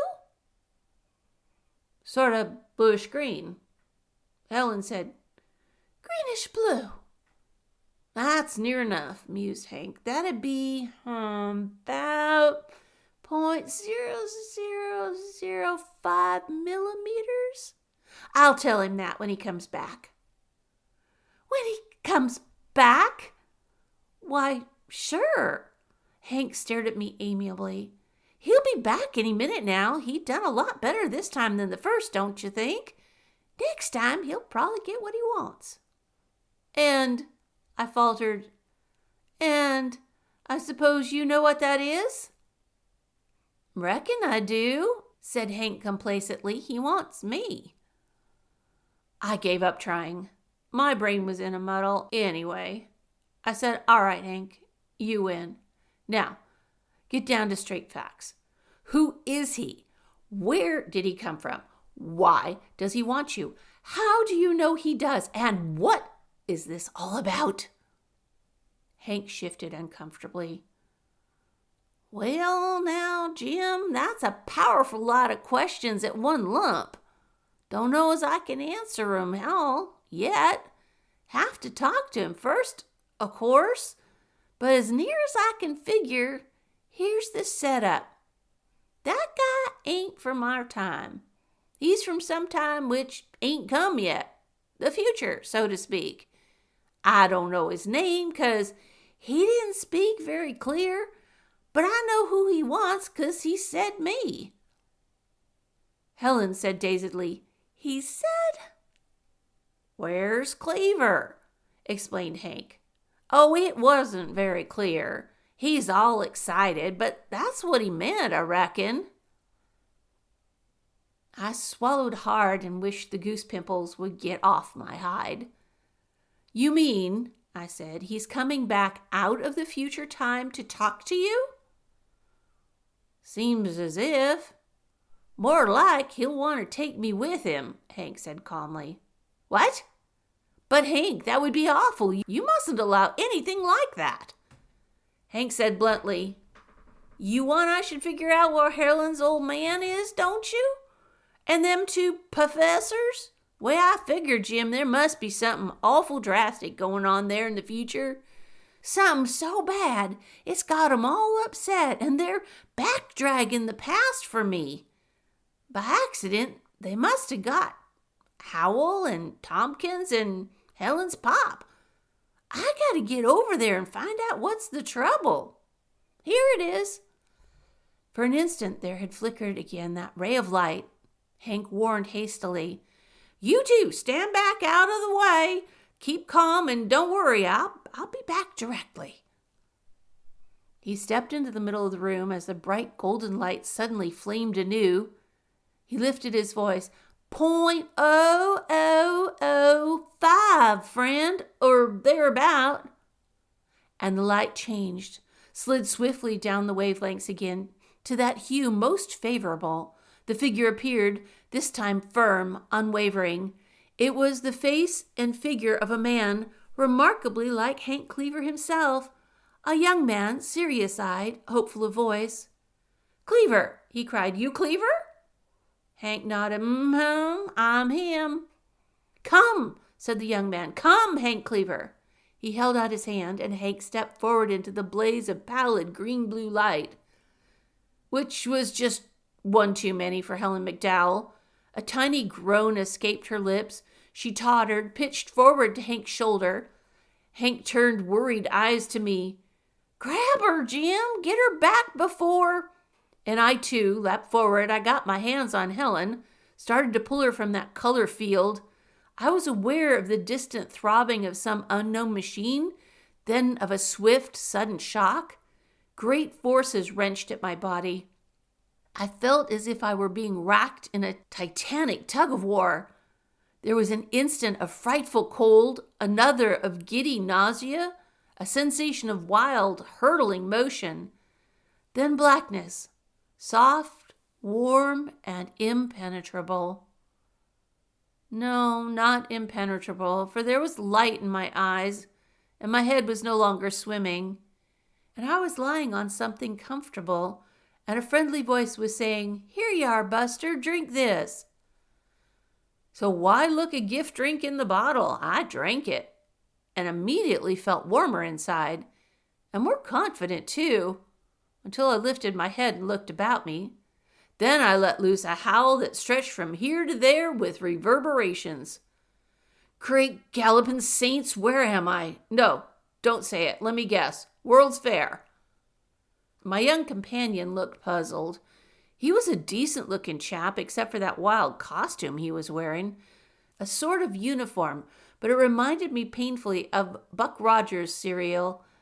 Loose tunic and slacks, sky blue, with a Sam Brown belt and a gun holster into which was jammed a weird-appearing weapon, all knobs and studs and buttons. How? He said. I said, my friends, where are they? They're up and around. You're the only fader. He grinned. You must be allergic to electricity, huh? I was still staring about me. The room was a humdinger, all metal and plastic and glass, a small cubicle about 6 by 10 with a single bunk, that on which I now sat, poised for flight, a desk, chair, porthole. Porthole? So that's it, I yipped. Shanghaied. I made a dive for the porthole, pressed my nose to it, hoping that across the bounding blue I might see at least one faint ribbon of good old terra firma. But there was no land. There was no bounding blue. There weren't even any clouds or sky. There was just gray. One dismal gray that seemed to stretch into infinity. It was plain that I needed either one less drink or one more. I settled for the latter, a long, straight one. It snapped me hurriedly out of my speechlessness. Not that it's any of my business, I said, but it looks to me like there's nothing outside that porthole but a lot of gray emptiness. My companion nodded dolefully. Yep, he said, I know. I've looked and looked. Where I come from, space usually has things stuffed inside it. So apparently I'm not there. Which, being the case, would you mind telling me where the hell I am? I demanded. He shook his head. That's just it, Buster. We don't know. You, I told him, are a big help. Pass the bottle. Do you happen to know your own name? Yeah, he said. Mud. It used to be Bert Donovan. I'm the radio operator aboard this ship. Ship? He was beginning to talk sense now. Lugger, I should say. This is the Saturn, friend. IPS freight lugger operating on the Earth-Mars shuttle, or anyhow we used to, till he got to monkeying around with that new power drive of his. IPS, I strangled. Earth, Mars, he? Take it easy, friend. IPS, interplanetary spaceship. Earth-Mars round-trip route, originally. Navigator Lancelot Biggs, the first mate. Didn't you know? Oh my God, I bleated. Don't tell me, but we, all of us are in the future? Donovan caught me as I was about to collapse and clapped me heartily on the back. I think it did more harm than good, but at least it brought me out of the fog. Correct, he said unhappily. We're off in the future. Maybe 200-300 years? Myself, I don't understand how the hell it happened, but at that moment a bell sounded. We turned to a hunk of square glass set in the sidewall. It lighted, and a crusty-looking face scowled down on us, eyed me appraisingly. Ah, so you've recovered, young man. Fine. Your friends are waiting here in the control turret. Sparks, come along up here. Mr. Biggs has called a general conference. The light dimmed. Sparks grinned at me languidly. That's the old man, Cap Hansen. Well, let's go, Buster. The fireworks are about to begin. The name, I told him, is Blakeson. And how come the fireworks? Me no savvy. You heard him say L. Biggs was in the control turret? No, that's the tip-off, Bust. Blakeson, I said firmly. Blakeson, he corrected. Okay, Buster, come on. End of section 4. Section 5. The Scientific Pioneer Returns. Chapter 3. Lancelot Biggs. Square root, -1. Things moved so swiftly then that the series of surprises I received was practically one continuous blow. The walk through the Saturn was a revelation in itself. Like the cabin in which I had awakened, the ship was all metal, glass, and plastic. And a funny metal at that. It was hard, but it looked soft, if you know what I mean, which I'm sure I don't. The name of the metal, Donovan told me, was perm alloy. It was a special non-conductive something or other resistant alloy. Invented, said Sparks, around the end of the 20th century. And he looked at me curiously. Oh, I forgot. You wouldn't know about that, would you? Look, I said desperately, let me know when we get to the psychopathic ward, will you? But he didn't get it. We walked down one ramp and up another, through an observation room, climbed a ladder, and finally ended in the room the skipper had called the control turret. And what a place that was! It looked like an overgrown cyclotron with a purpose. Huge banked panels with studs on them, cryptic plates, coiled thingamajigs, mechanical whatnots and doolollies all over. More guys in sky blue uniforms, bells tingling, television screens popping on and off at intervals. Interesting, said a voice at my elbow, ain't it? And it was Hank, gulping and grinning and shaking my hand. Kind of worried about you, Jim. You shouldn't ought to have allowed yourself to be drawn into the power field. But seeing Hank had made me think of Helen, and now, looking for Helen, I found something that completed my mental collapse. Helen was standing shoulder to shoulder with none other than her old man himself, in person, and right behind H. Logan McDowell stood the missing professors, Hallowell and Tompkins. And lurking behind them, looking more baffled, if possible, than myself, was an exceedingly disgruntled individual in a hard hat. The vanishing detective.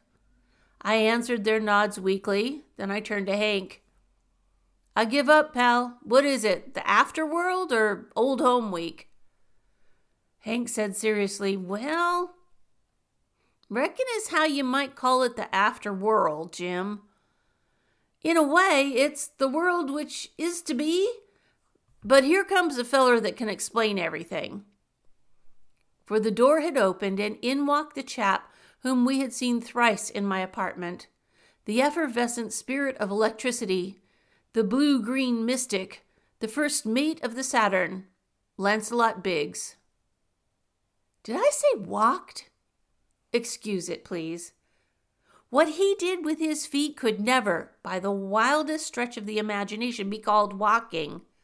Oh, he progressed forward, yes, but there are no words to describe his locomotion. Think of a polar bear on a pogo stick, or a secretary bird on skates, a 2-footed octopus even. His gait was a combination of the worst features of all three. He lurched and shambled, his bony knees protruding as if acknowledging introductions at each passage, a sort of, you let me by this time and I'll let you by next time deal. But the peculiarities of Signor Biggs did not end at that point. He had others. I have said that he looked a bit like Hank Cleaver. That is true. They shared lean lankiness of build. Each was blessed or cursed with a mop of faded yellow hair. Their eyes were alike in that they mirrored soft curiosity, but Biggs had an appendage Hank lacked. Matter of fact, no man ever had an Adam's apple like that before or since. It hung in his scrawny throat like an unswallowed cud. And when he smiled, which was often, or talked, it woggled up and down like a runaway elevator. To Sparks beside me, I said dreamily, I see it, but I don't believe it. Is it alive? And then Biggs addressed us. First of all, I must apologize to you, Mr. Cleaver, and to Miss McDowell and to Mr. Blakeson for this rude infringement upon your personal privacy. It was an unwarranted step I took, intruding on your lives this way, but I hope that you'll agree it was not unforgivable. I've already explained to these gentlemen, he bobbed his head toward the pedagogues and the Seamus, the urgency of our situation, to clarify in your minds the how and where of your present location. Hank Cleaver harumphed and interrupted. Reckon as how you can skip all that, Lieutenant, he said. It's purty clear. You bridged the time gap from your times to ours by means of an ultrawave temporal aberrant, brought us up a couple of centuries to about the 23rd century? Lancelot Biggs tried hard to swallow the billiard ball under his chin. How did you know that, Mr. Cleaver? Hank scratched his head, and into his eyes came the old baffled look that always came there when he was asked how he knew anything. Well, he confessed, don't exactly know how I know, but I do. Just stands to reason, that's all. When you come sliding down the visible waves to hunt for us, and when we woke to find ourselves on a spaceship, and as for the time element, well, I always allowed as how it'd take people about 50 years, more or less, to make the first successful space flight, and another 200 to get it working proper. Lancelot Biggs' eyes lighted with a great joy. Mr. Cleaver, I touch my rocket to you. The ancient records do not lie. You are indeed a remarkable man. Now, he turned to his fellow officers triumphantly, now I know we shall win free of our difficulties with your assistance. Hank flushed and squirmed a bulldog toe. Maybe you better explain these here difficulties. It was Biggs' turn to flush. I'm afraid, he said miserably, it's all my fault. 6 days ago, Earth Standard Time, we lifted Gravs from Long Island Spaceport for Mars Central. This was to be my final shuttle before getting married to the skipper's daughter, Diane. Consequently, I was a trifle, impatient. But I'm sure you understand, Mr. Cleaver. Hank said hastily, you better get on, Lieutenant. He did not look at Helen, which was a good thing. For some time, continued Biggs, I've been experimenting with a new device designed to increase the speed of our vessel. It seemed particularly appropriate that this shuttle should be the test period, so, with Captain Hansen's permission, I installed my new velocity intensifier on the hypatomics. After we cleared Lunar 3, I switched it on. Biggs stopped. His eyes were haunted. Horsense Hank said, yeah? There was a moment of frightful acceleration, then a sharp explosion, and when order was resumed, here we were. Nobody spoke, which seemed silly. That, I said, doesn't make sense. Here you were? So where were you? That, said Biggs dejectedly, is just what we don't know. That sounds ridiculous to you, gentlemen. Believe me, if you knew space, as we who shuttle back and forth within it in our daily toil, you would recognize by merely glancing through the quartzite viewpanes that we are nowhere within the confines of man's studied universe. Space is an ebon, eternal night, pricked by a myriad glowing sparks. The stars wheel in their courses, comets scream through the infinitude. The planets, firmly shining in the reflected glory of their several suns, are colored gems upon a velvet pall. But about us now, we see nothing but a dull, endless gray.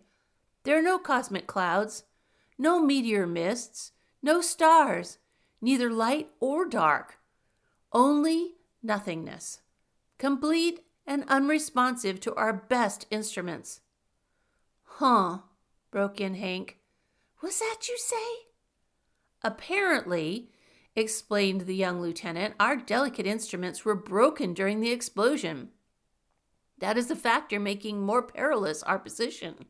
We are not able to orient ourselves, discover into what portion of the universe our moment of wild flight flung us. I have studied and worked and thought on the problem, but to no avail.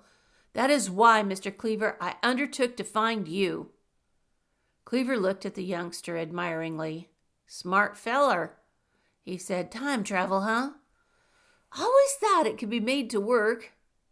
Might have tried it myself if it hadn't been I was so darn busy on them turnips. It was an accidental discovery, sir. I chanced upon it several months ago while inventing a new type of uranium speech condenser.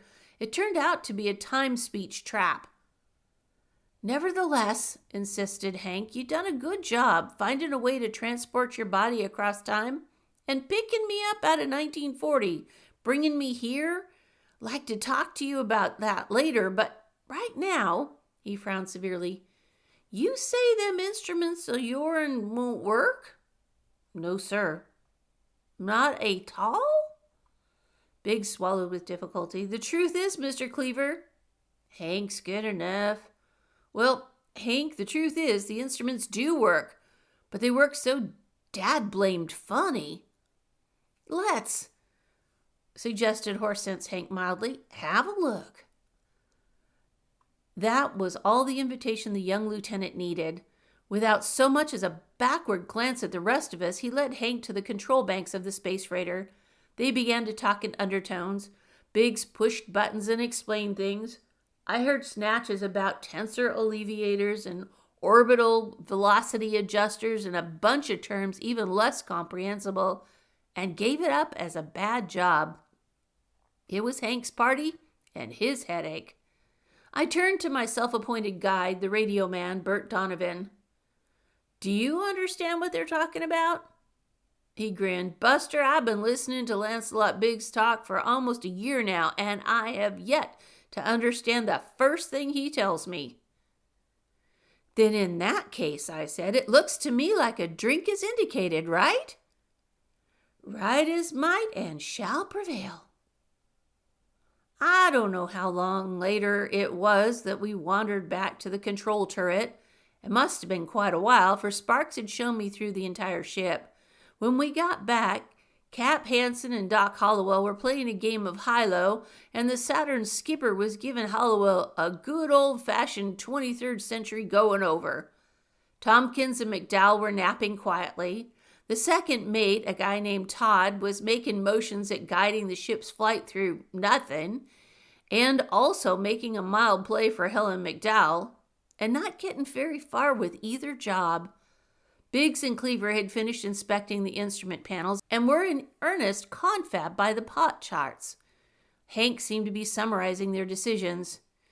Your new gadget was supposed to eliminate every speck of energy waste, huh?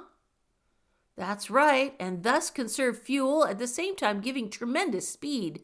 Biggs nodded. And when you plugged the switch, it gave one whoop and holler. The Saturn went like a bat out of hell for a few seconds. And then, finished Biggs, we found ourselves here. That's the story, Hank. The whole story, so help me. But if from those few facts and what I've shown you, you can explain in what part of the universe we are, you're even greater genius than history says you are. Hank cocked a quizzical eye. That's funny, ain't it? He mused. I was, but I still am. Time's tricky, Lance. But listen, you made one mistake. Yes? In saying what part of the universe. Way I see it, that ain't the explanation at all. Way I see it, there's two kinds of universes. The is and the ain't. And we're in the other one. I beg your pardon? Faltered Biggs. Put it this way. You draw a graph and you cross two lines. The block at the upper right intersection of them two lines is the is universe, the one we live in. Ain't that right? Biggs nodded. That's a simple way of graphing existence, yes. Horizontal line would represent existence in space, the vertical line existence in time. At any given moment, a man's position in space and time is coordinated in the positive sector, but... He stopped abruptly, looking at Hank with startled eyes. But you don't mean, Hank? We're in the bottom sector of the graph? Hank sighed. Afraid that's exactly what I do mean, Lance. It's no wonder nothing looked natural to you. We done bust plumb out of space and time as we ordinarily know it. We're in the imaginary sector of space-time. The coordinate of where we are now ain't even positive numbers. They're all based on a negative factor, the square root of -1. End of section 5. Section 6 of 4 Stories of Horse Sense Hank by Nelson Bond. The Scientific Pioneer Returns. Chapter 4. Danger Ahead. I looked at Bert Donovan and he looked at me. Judging by the faces of our two screwball intellectuals, there was something smelly on the Saturn. But it was all a deep and dark mystery to me. I said, Hank, for old time's sake, would you brush off that again lightly for me? In words of one syllable, what has the little letter I got to do with spaceflight, gray skies, and time travel? But Hank ignored me. On the right track at last, he was developing his arguments. Reckon you know more about energy-mass relationships than I do, Lance. 'Spect you'll remember then the transformations cooked up by a guy from our time, feller by the name of Lawrence. Him and a couple other guys named Einstein and Planck fiddled around with hyperspatial mechanics and discovered some interesting things, including the fact that mass is altered when it travels at high velocities. What I figure must have happened is this. The gadget you invented worked even better than you expected. It worked so darn well that it gave the Saturn one whale of a kick in the pants, made it accelerate at a speed greater than that of light. So then what? Why, then the plus universe weren't big enough to hold the Saturn anymore. That wild minute or two you talked about was when you exceeded the limit in velocity. And then you was in the minus universe, which is, so to speak, the negative matrix of the normal plus universe we ordinarily live in. It didn't make sense to me, but apparently it did to Lieutenant Biggs. He passed a damp palm across a sweating forehead. You're right, Cleaver.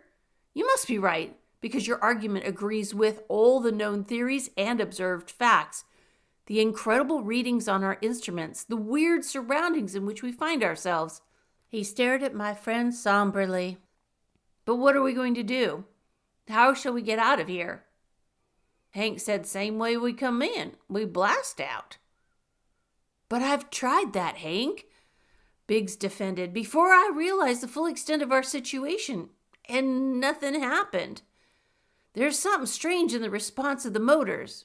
Don't ask me what, it's hard to say when the Saturn is plunging into beaconless, starless nothing, but stepped up acceleration is just a waste of fuel.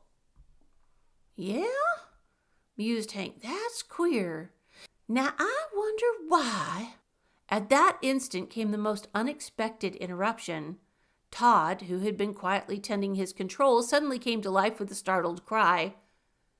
Well, I'll be. Biggs! Captain Handsome! Yes, both men answered at once. There's a large body before us. He pressed a button. A glassy pane above the panel glowed into life, as if a portion of the Saturn's prow had been sheared away. I was looking at the vista before us, but it was no longer empty as, according to Biggs, it had been ever since the moment of the accident. The stark gray loneliness was relieved now by a monstrous pockmark in space, a giant sphere, imponderably distant, but definitely on our trajectory. Hanson was a man of action, I learned. He leapt to the intercommunicating system. Chief Garrity, large body forward. Reverse hypes and apply drag instantly. Todd, plot a course revision. Man, what a monster! Biggs, get out the chart. Something solid at last. Maybe we'll bust it back into our own universe. Biggs said, Yes, sir. Right away, sir. His eyes questioned Hank, but Cleaver shook his head. Nope, I don't think so. It ain't logical. That's a phenom. A phenom. A peculiarity o' the cockeyed universe we're in. Hey, what's going on here? The constant hum of the hypotonic motors below, one I'd hardly noticed until suddenly it no longer throbbed in my ears, had subtly altered. A brief instant of silence, a jarring concussion, and a deeper, more resonant sound. Biggs explained, That's a hypotomics being thrown into reverse. Anti-grav units are activated in the nose of the ship. Then when we get the course variation, we swing around our objective. Common space practice, Hank. That's what, said Hank dubiously, I figured. Is it common space practice to make a beeline for danger, though, like Billy be damned? And he pointed to the visiplate. Biggs' eyes followed his finger, and Biggs gasped. Great whirling comets, it's got us caught! For despite the mounting clamor of the reversed engines, despite the anti-gravitational units of which Biggs had boasted, despite the swiftly redoubled orders and efforts of a shocked Captain Hansen, the Saturn's speed had definitely increased. The figure in the plate was looming larger moment by moment, and even to my untrained eye, it was plain we were slam-banging hell for leather toward a crack-up. Don't ask me what happened in the next few minutes. I wouldn't know. It's all one whirling blind spot in my memory. Up till now, this affair had partaken of the nature of a dream. Amusing, not unpleasant, but quite remote and faintly incredible. Now, suddenly, I realized it was not a dream, but that I, Jim Blakeson, publicity representative of Midland U, had somehow been dragged out of the normal routine of everyday life and thrust into a wild, impossible adventure in a world 3 centuries beyond my time. It was a disturbing awakening.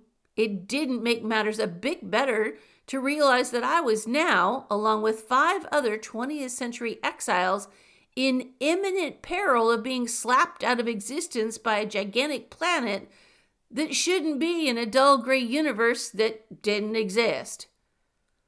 About me, frantic figures boiled and churned. The skipper of the Saturn was bouncing about the control room like a bipedal glidefly, jerking switches, bellowing orders, pawing through charts that, to me at least, were a complete mystery. Dick Todd sat still, tense and grim-jawed, in his bucket-shaped pilot's chair. His fingers played the banked controls before him as the fingers of an accomplished organist seek stops. But so far as I could see, his movements availed nothing, for the object in the visiplate loomed larger and even larger. Lancelot Biggs had wasted very little time scanning charts. Despairing of finding any record of this cosmic visitant, he had grabbed paper and pencil and was now scrawling hasty calculations. Hank Cleaver was watching him. I glanced at Helen. She was watching Hank, rather hopefully, I thought. Hank said, "What's it show, Lance?" Biggs looked up at him haggardly. "The mass of that planet must be terrific. It has a heavy gravitational attraction. We're accelerating by leaps and bounds. At our present rate of acceleration, only about 20 minutes remain before we... He paused, glanced helplessly at Helen McDowell. There was a strange longing in his eyes. I remembered all of a sudden a fact he had mentioned, that somewhere back on Earth a girl waited for him, a girl who had promised to be his wife. His next words showed that he shared my thought. "I don't mind checking out," he said quietly. "We who dare the spaceways risk that hazard always. But I wish I could have seen her once more before." It was then that Hallowell pushed forward. He was scared and plenty scared. So scared that his voice was a thin, bleating yammer. "Lieutenant, you can at least send us back to our proper time. You can't let us die like this, without a chance, like trapped rats." "Rats?" I said scornfully. "Speak for yourself, Hallowell." But Lancelot Biggs nodded. "He's right. We still have 20 minutes. It's not right that you of another age should share our fate. We must get the temporal deflector into operation. Send all of you back." Hank cried sharply, "Just us?" "Why not everybody, Lance? Let's all escape to the 20th century, the whole kit and caboodle." But Biggs shook his head. "I'm afraid that's impossible, Hank. There are limitations to temporal transmission. You and your friends can enter our time because there's no natural barrier, but we cannot violate the established world line of things that have been. We never were in your time. Therefore, we cannot go there now. But wait." He spun swiftly to the wall audio, spoke to the engine room below. "Get the deflector ready. We're sending our guests back. Then, nodding to all of us, "If you will come with me." We started for the door, but we had just taken a few steps when the audio buzzed. Biggs answered its call, listened for a moment, cried out, "But Garrity, are you absolutely sure? It can't be. It mustn't be." The clacking voice was regretful but positive. I felt a thin, cold edge running up and down my spine. Now I look back upon it, I think I guessed what Garrity was saying even before Biggs turned to us, his eyes wide with sympathy and sorrow. "My friends," he said in a choked voice, "forgive me for what I must say. Your lot is irrevocably cast with ours. The strain on the motors has burned out several vital units. There is not time enough now to repair them. The temporal deflector is useless." That was a jolt. The way my several comrades took the message was measure of their characters. Hallowell cried out sharply, began to scream protests in a frightened voice until Prexy, fat, stated, stuffy old H. Logan himself, silenced him with a backhander across the mouth. "That will do, Hallowell," snapped McDowell, and he seemed to grow 3 inches. It was a mile in my estimation. "I think, Lieutenant Biggs," he said, "we need no further apologies. We are not afraid to die with you." I forgot to dislike the old guy then. I loved him a little bit for that, and I liked Tompkins' reaction too. The little observatory technician sighed wistfully. "It's too bad, though. I should have liked to take back to our time a knowledge of some of the marvels we've seen here." The detective said nothing. He still didn't seem to know what the hell it was all about. But Helen McDowell was as game as her old man. She said, "We're not licked yet. I still think Mr. Cleaver, will find a way out of this."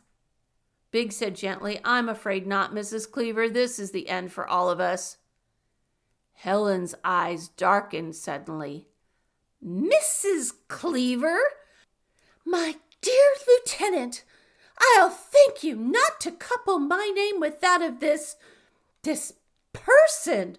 Whatever made you think I was his wife? I wouldn't marry him if he were the last man on earth." And then Lancelot Biggs did a strange thing. For a startled moment, he stared at Helen McDowell incredulously. Then he loosed a terrific whoop, and I don't mean whisper. "Yow!" he howled. "You and Hank aren't married?" "Why, of course not." You haven't any children?" Helen turned brick red. "After all, Lieutenant," she began stiffly, "but really—" I don't think Biggs heard her, for he had leapt to Cleaver's side, was pounding him enthusiastically upon the back and shoulders. "It's all right, then. You understand. It's all right. Get those brain cells to work, Hank, old boy. It's in the bag. Yowie!" And Hank Cleaver, from the depths of a brown study, said suddenly, "Say, look-a-here. I've been thinking." End of section 6. Section 7. The Scientific Pioneer Returns, Chapter 5, minus math. Lancelot Biggs said feverishly, "Don't think, Hank, act. Anything you say is all right by me. You're in command here. Give your orders." Hank said hesitantly, "Well, if you say so," and moved to the audio. With his unerring sense of assurance, he selected the right button, contacted the engine room. Chief Engineer Garrity's grizzled face appeared in the plate. "Yes, sir?" "Chief, turn off them there reverse engines right away," said Hank hesitantly, "and disconnect them anti-grav doogumies." Garrity's jaw fell open. He said, I beg your pardon, sir," and looked around the room for verification of the orders. Cap Hansen, too, had heard the command and was turning a violent mauve, but Lancelot Biggs nodded. Do as Mr. Cleaver says, Chief. And when you get done doing them things, Hank persisted gravely, I want you should get up steam and push forward as hard, as fast as you can with, he swallowed hard, with the auxiliary use of that new speed gadget Lieutenant Biggs invented. Garrity almost strangled, but he got the words out. Yes, sir. Then he faded from the plate. Biggs stared at Hank. You're sure you know what you're doing, Cleaver? I think I do, said horse sense Hank. It's the only thing that makes sense. I figured, and it looks to me like there's only one logical way to act. We'll know in a minute if I'm right. He dug his toe into the carpet, sort of grunted, coughed, glanced at Biggs. Got a mite excited about me not being married, son. I've been thinking that over. You mean to say?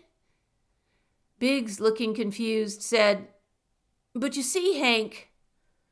Yeah, reckon I do. And you? Yes, sir, said Lancelot Biggs. I stared at Donovan. I said, What makes with the brain trust? Double talk? He said, Don't ask me, Buster. I just work here. Or used to. It's even money whether I continue to work or learn to play a harp. With what that screwy command your friend Hank gave. Then he and I and everyone in the room stopped speaking, for again there had come remotely a different tone value from the engine room. Hank's orders were being obeyed, and all eyes centered painfully on the visiplate in which, almost blotting the entire frame now, was mirrored the onrushing planet. Can I explain my feelings to you? I doubt it.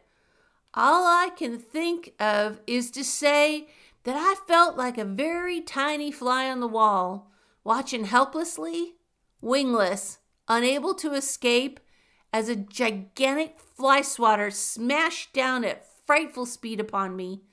The Saturn was a huge craft, yes, but it was a speck of dry dust compared to the colossal sphere toward which it plunged. At this velocity, there could be but one result to a collision. Death. Swift, crushing, horrible for all of us. A moment, I thought, of incredible pain. A torrent of madness beating at the eardrums. The fires of hell flaming before the eyes. Then oblivion. Nearer came the planet. I could see now that it was as mad and wild as the unspawned negative universe in which it floated. No life, no thin film of atmosphere to blue the sharp definition of its raw terrain. A weird, dead world in a universe that could not be. I was aware of Donovan at my side, breathing hard. I glanced across the room at Lancelot Biggs. His eyes were strained, the muscles of his jaw white. His lips were half parted. Perhaps it was imagination, but I thought I caught the whisper of a name. Diane. And then a stranger thing happened. There came a sudden, tender little cry from Helen McDowell, a flurry of movement, and then she was across the room, was in the arms of Hank Cleaver, and she didn't seem to care that her words carried to all of us. You failed, Hank, but I don't care. I don't care. It's too late to pretend now that I hate you, for I don't.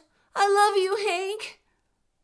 Then everything happened at once. My eyes leapt back from the Helen Hank tableau to the visiplate, as abruptly there came a crashing explosion from the bowels of the ship. I saw the planet before us now within, it seemed, but inches.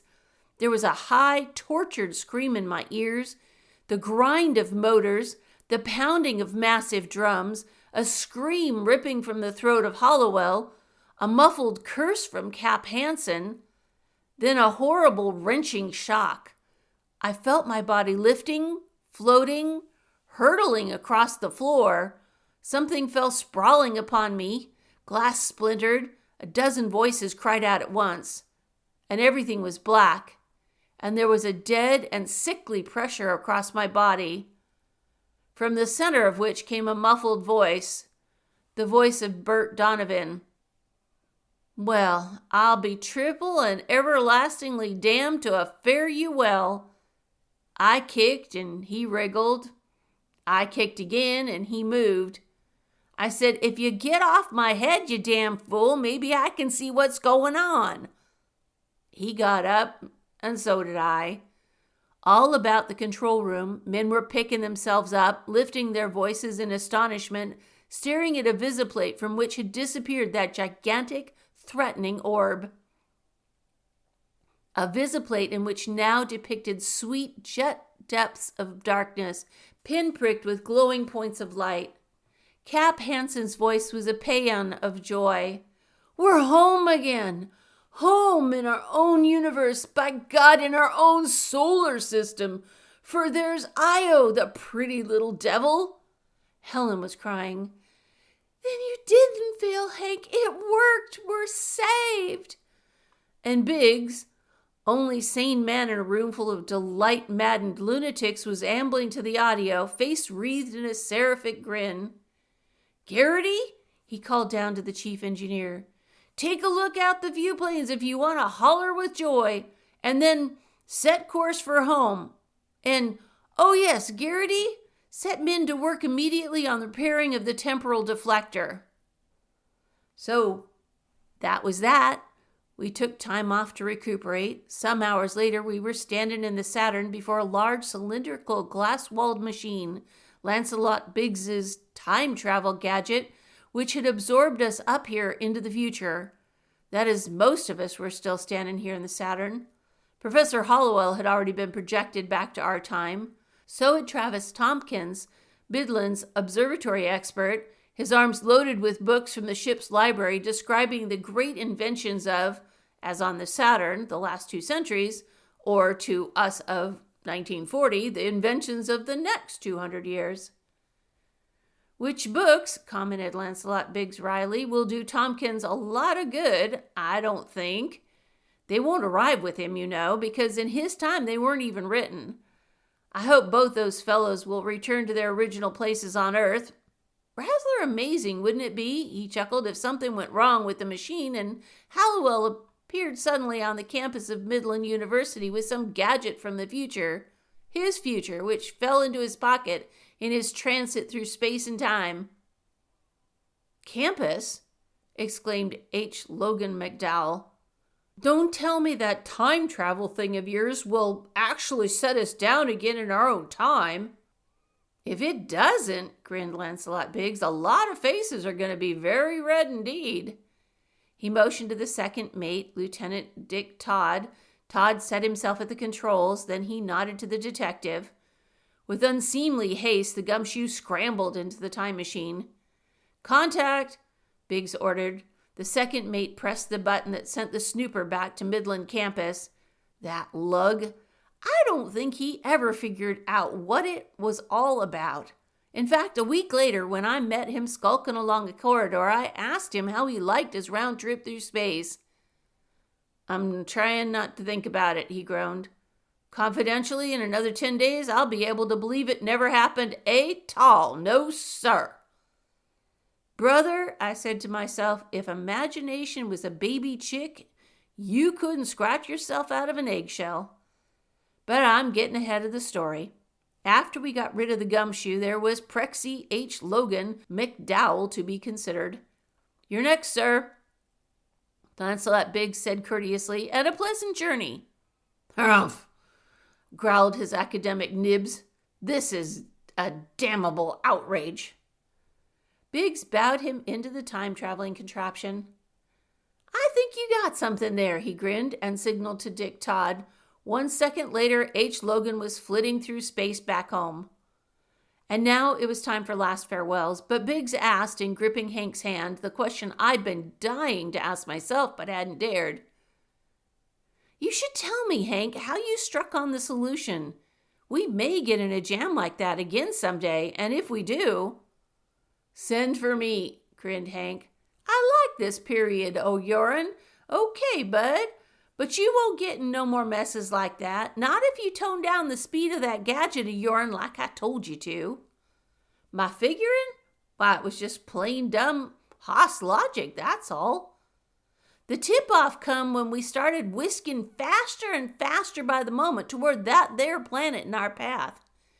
You see, we was in a negative universe. We decided that. But what we overlooked was the simple logical fact that in a negative universe, all natural physical laws ought to operate in reverse. Way I see it, we just happened across that planet by accident.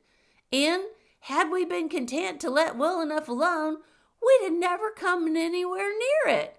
It would have shunted us off on its own account. I said, "What? How do you figure?" Biggs exclaimed, "I see. In our positive universe, it's axiomatic that all objects attract each other in direct ratio to their masses. But in a negative universe, they'd repel each other," nodded Hank. "Right. I guess we was dumb, though. We done the one thing we shouldn't ever done.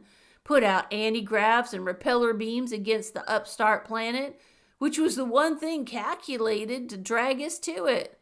In this backward universe, mathematics and physics worked in reverse. Anti-gravitational beams attracted and propellers repelled." Big sighed. "And I've always considered myself a logical man. What you did was turn on every available ounce of energy and thrust the Saturn at full speed toward the planet, realizing that for every action there is an equal and opposite reaction, and that the planet's terrific repelling force would throw us completely back out of negative space. Is that it?" Hank gazed at him admiringly. "I reckon," he said softly, "that's about it. But you sure explain it purty." So why go on? We got into the machine then, Hank and Helen and I, and again things began flickering. At the last minute I remembered there was something I wanted to ask Biggs, but it was too late then, for there came another moment of giddy spinning, fireworks in my eyes and butterflies in my tummy, and then we were back in my apartment, and it was broad daylight, but my radio was still on, as I had left it, and already it was blatting a news item about how Professor Hallowell had inexplicably returned. There'd be other flashes later, I knew, and a lot of explaining to be done to an unbelieving public. Then I said, "Damn!" "Yeah?" said Hank. "Why for, Jim?" "Something I meant to ask Biggs and forgot, but you can tell me, I guess. One thing I never did understand was why Biggs got so excited when he found out you and Helen were not married. What difference did that make? Why did that cause him to show such great confidence that we were going to pull out of our jam?" Hank flushed. "Well, you see," he hesitated. "I don't, but I'm listening." "Well, it was this way. Soon as Lance learned me and Helen wasn't hitched, he couldn't help knowing everything was going to be all right. On account it weren't logical her and me should get kilt before we was married and had a youngster." His face was flaming, but I was inexorable. "I still don't get it. Why not? Why wasn't it logical?" "Oh, darn, Jim. Don't you see? 'Cause Biggs knew that much of my history. That is, my future to me is my past to him. He knew who I'd married, and that me and my wife had a youngster, and consequently, if them things hadn't happened yet, we was bound to live and make 'em happen." So it finally sank in. I said, "Golly, you're right, as usual. But wasn't it a lucky break that Lancelot Biggs happened to know something about your history, Hank? Your name must be pretty well known to the men of the future." Hank writhed in embarrassment. "Well, now, I wouldn't exactly say that, Jim. Lance knew about me, yes, but then he'd been likely to, him being related, so to speak." "Related?"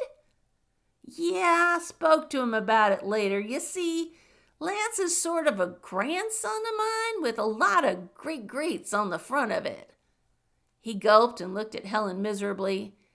I'm afeard they ain't nothing we can do about it, Helen. Lance says you was his great-great-grandmammy. And then Helen McDowell smiled. It was the kind of smile I hope to see sometime on the lips of a woman looking at me. And she said very softly, "There's no sense in fighting fate, is there, Hank? What must be, must be. And there is something we can do to make the future happier." Ah, hell. I promised Helen she could have him alone in a dark room, didn't I? So I said goodbye. I don't think either of them heard me. In fact, I'm sure of it. End of section 7.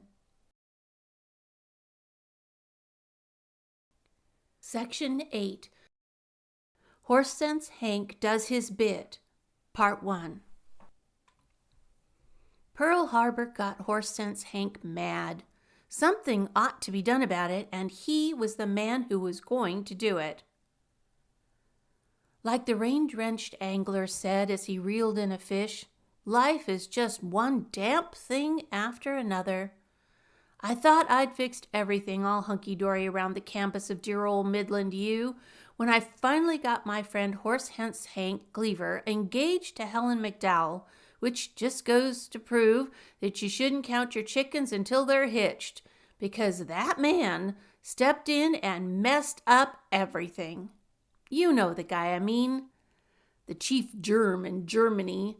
The little ex-house painter with a scrappable paintbrush on his upper lip. First, he protected himself against the poor Austrians. Then the Czechs and the Poles.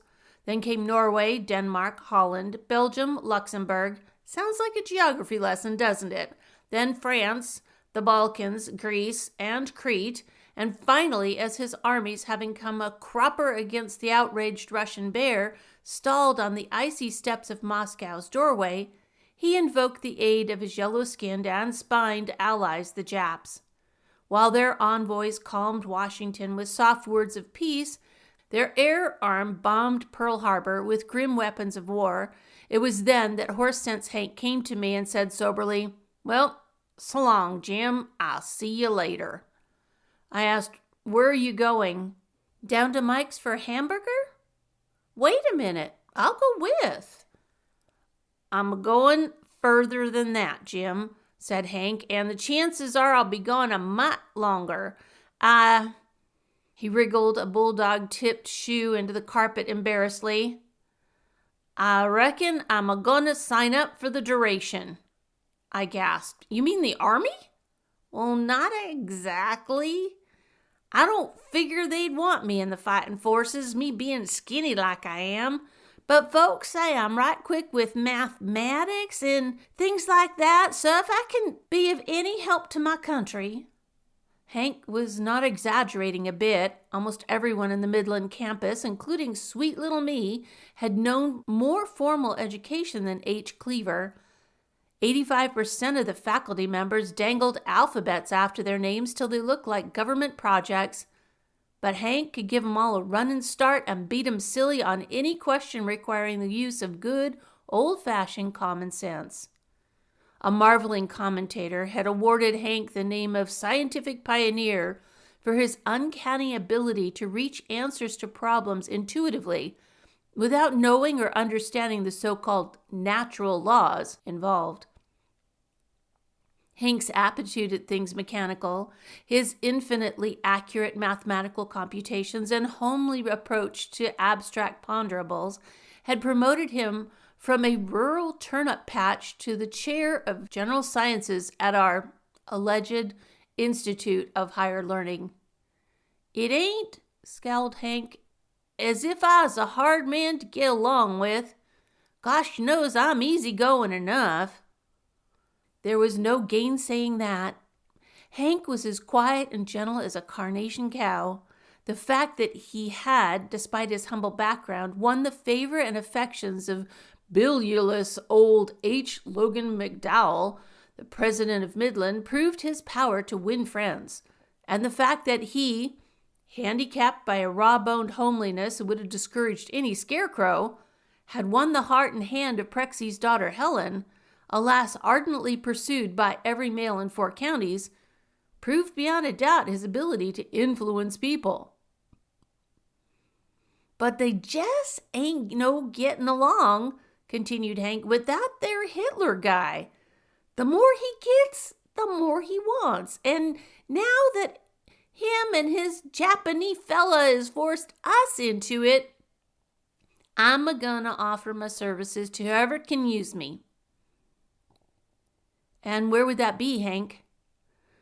"Well, I was thinking of one of them plants that makes war stuff," he said. "They got plenty of problems nowadays trying to reorganize for defense work, changing work methods, expanding their facilities, and so on.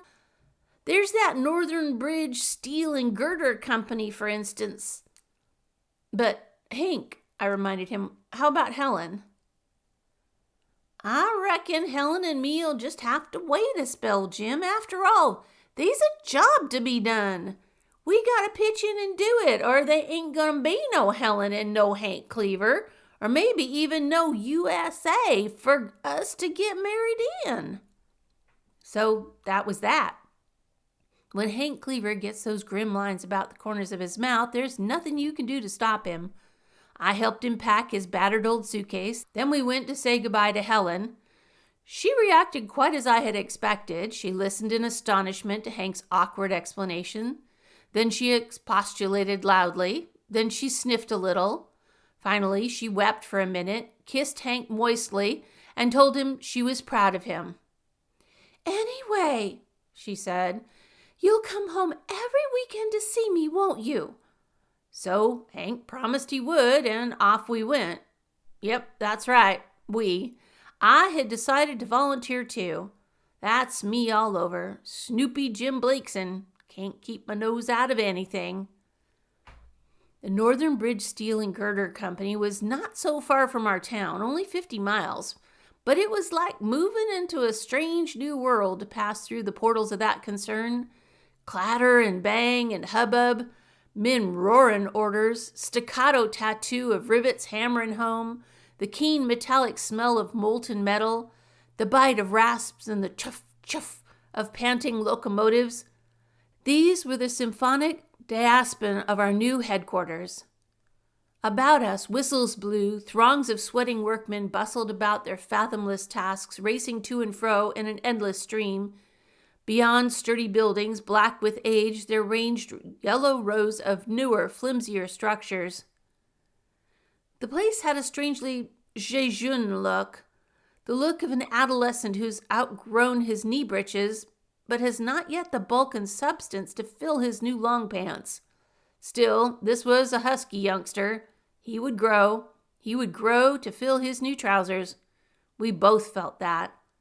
We found the office of the company owner. Its doors were guarded by a bevy of underlings who protested hopelessly that Mr. McDonald was too busy to see anyone. We brushed them aside and found ourselves at last before the irascible president of the NBS&G. He stared at us in amazement.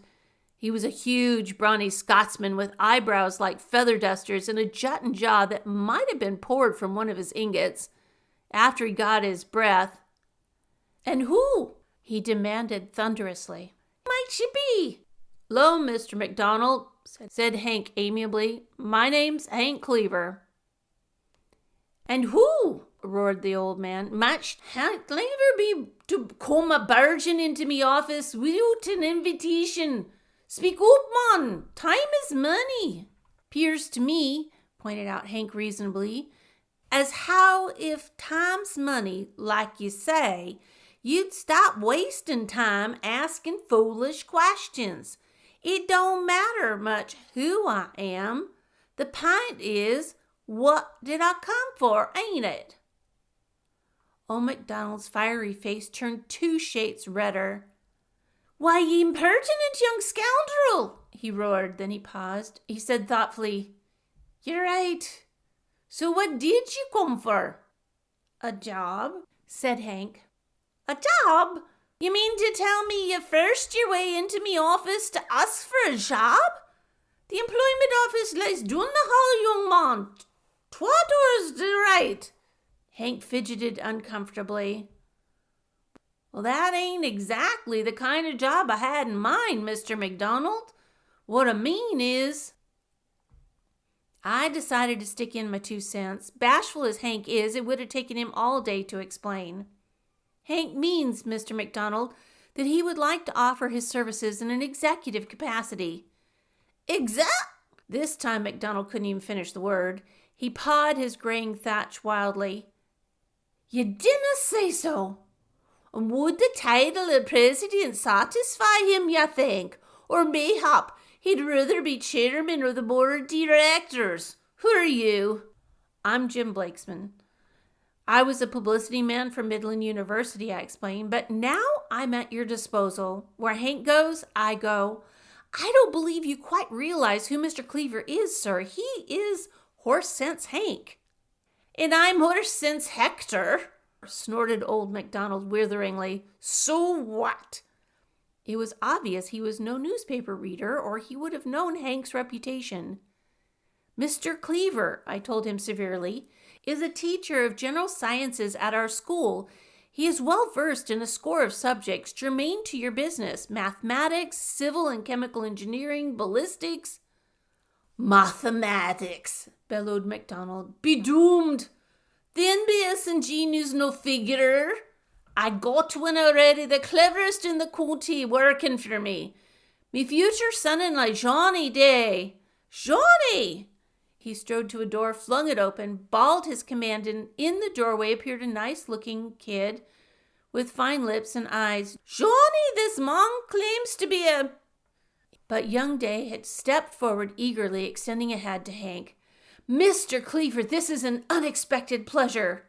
MacDonald's jaw played tag with his waistcoat buttons.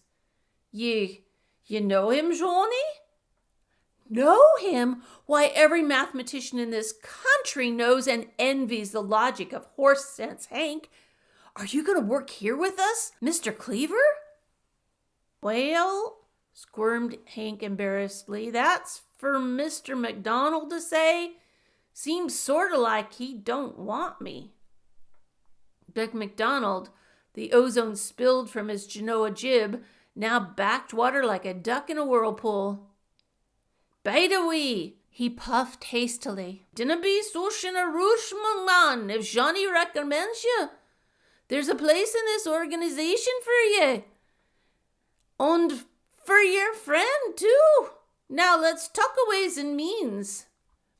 Thus it was that Hank Cleaver and I became employees of the Northern Bridge, Steel and Girder Company. The job to which Hank was finally assigned was that of estimator.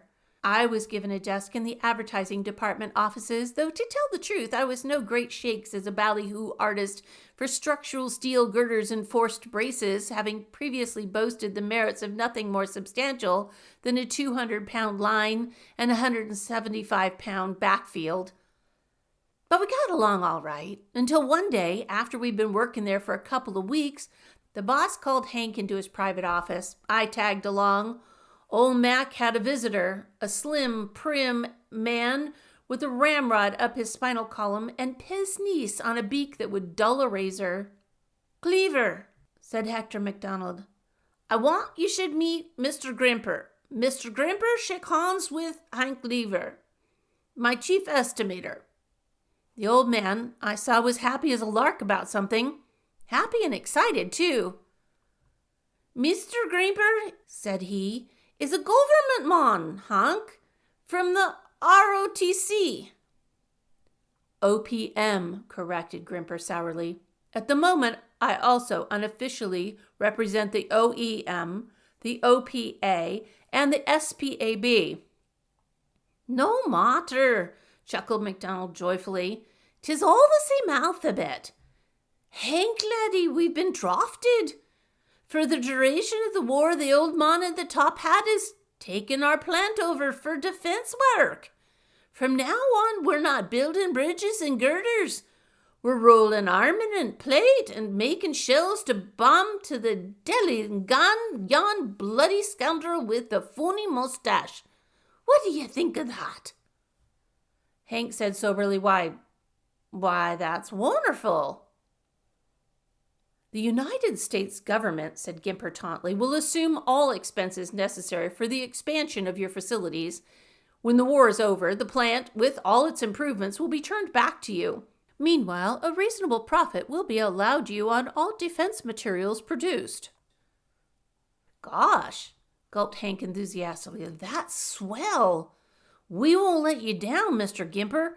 If you'll give me a sort of idea what kind of additional facilities you need, I'll get right to work on it. We mustn't waste no time." Gimper coughed peremptorily. That's just the point I was about to bring up, Mr. Cleaver. We must waste neither time nor money. This war effort is far too important to be disturbed by other factors.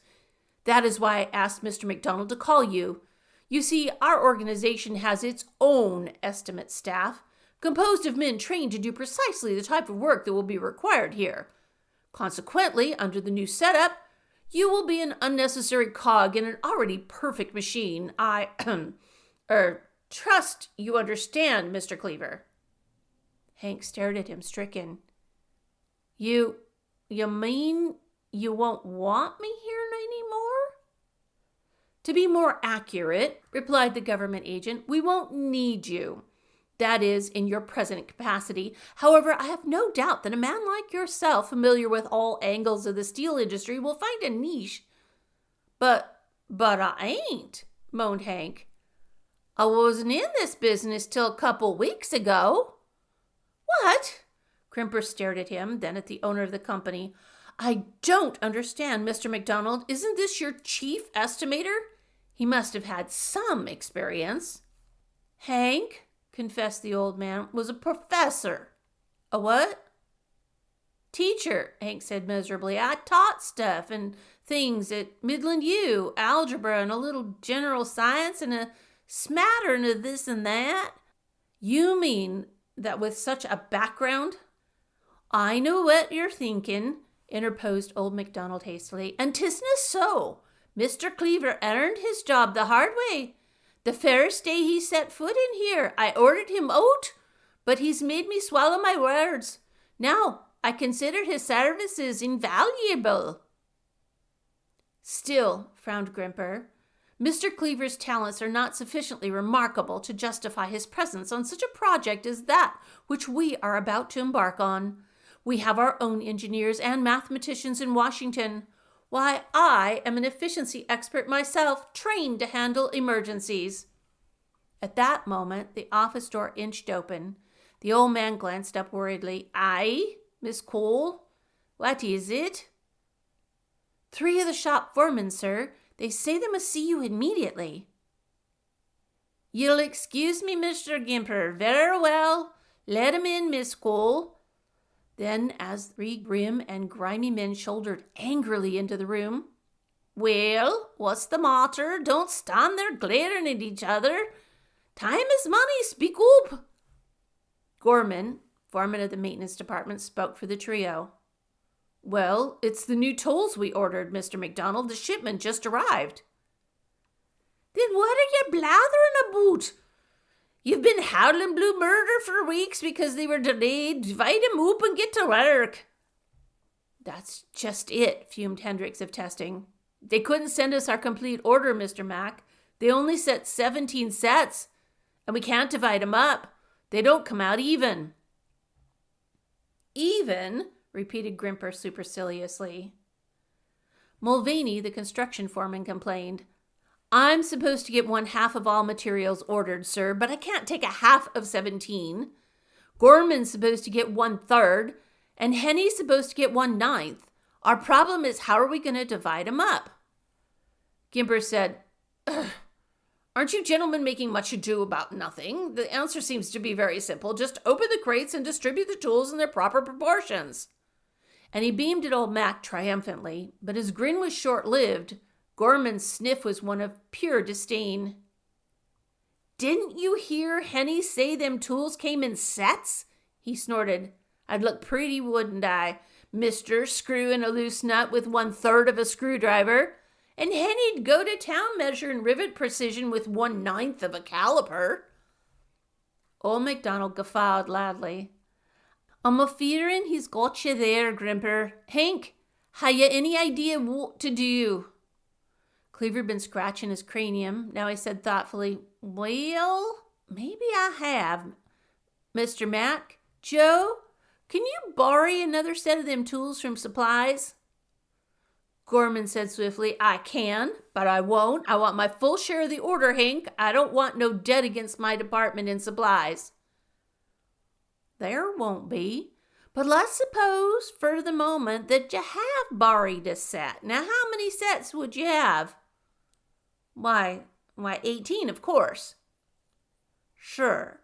Now, Mike, you get half of them sets, 9, right? And Joe, you get 1/3 or 6. Satisfied?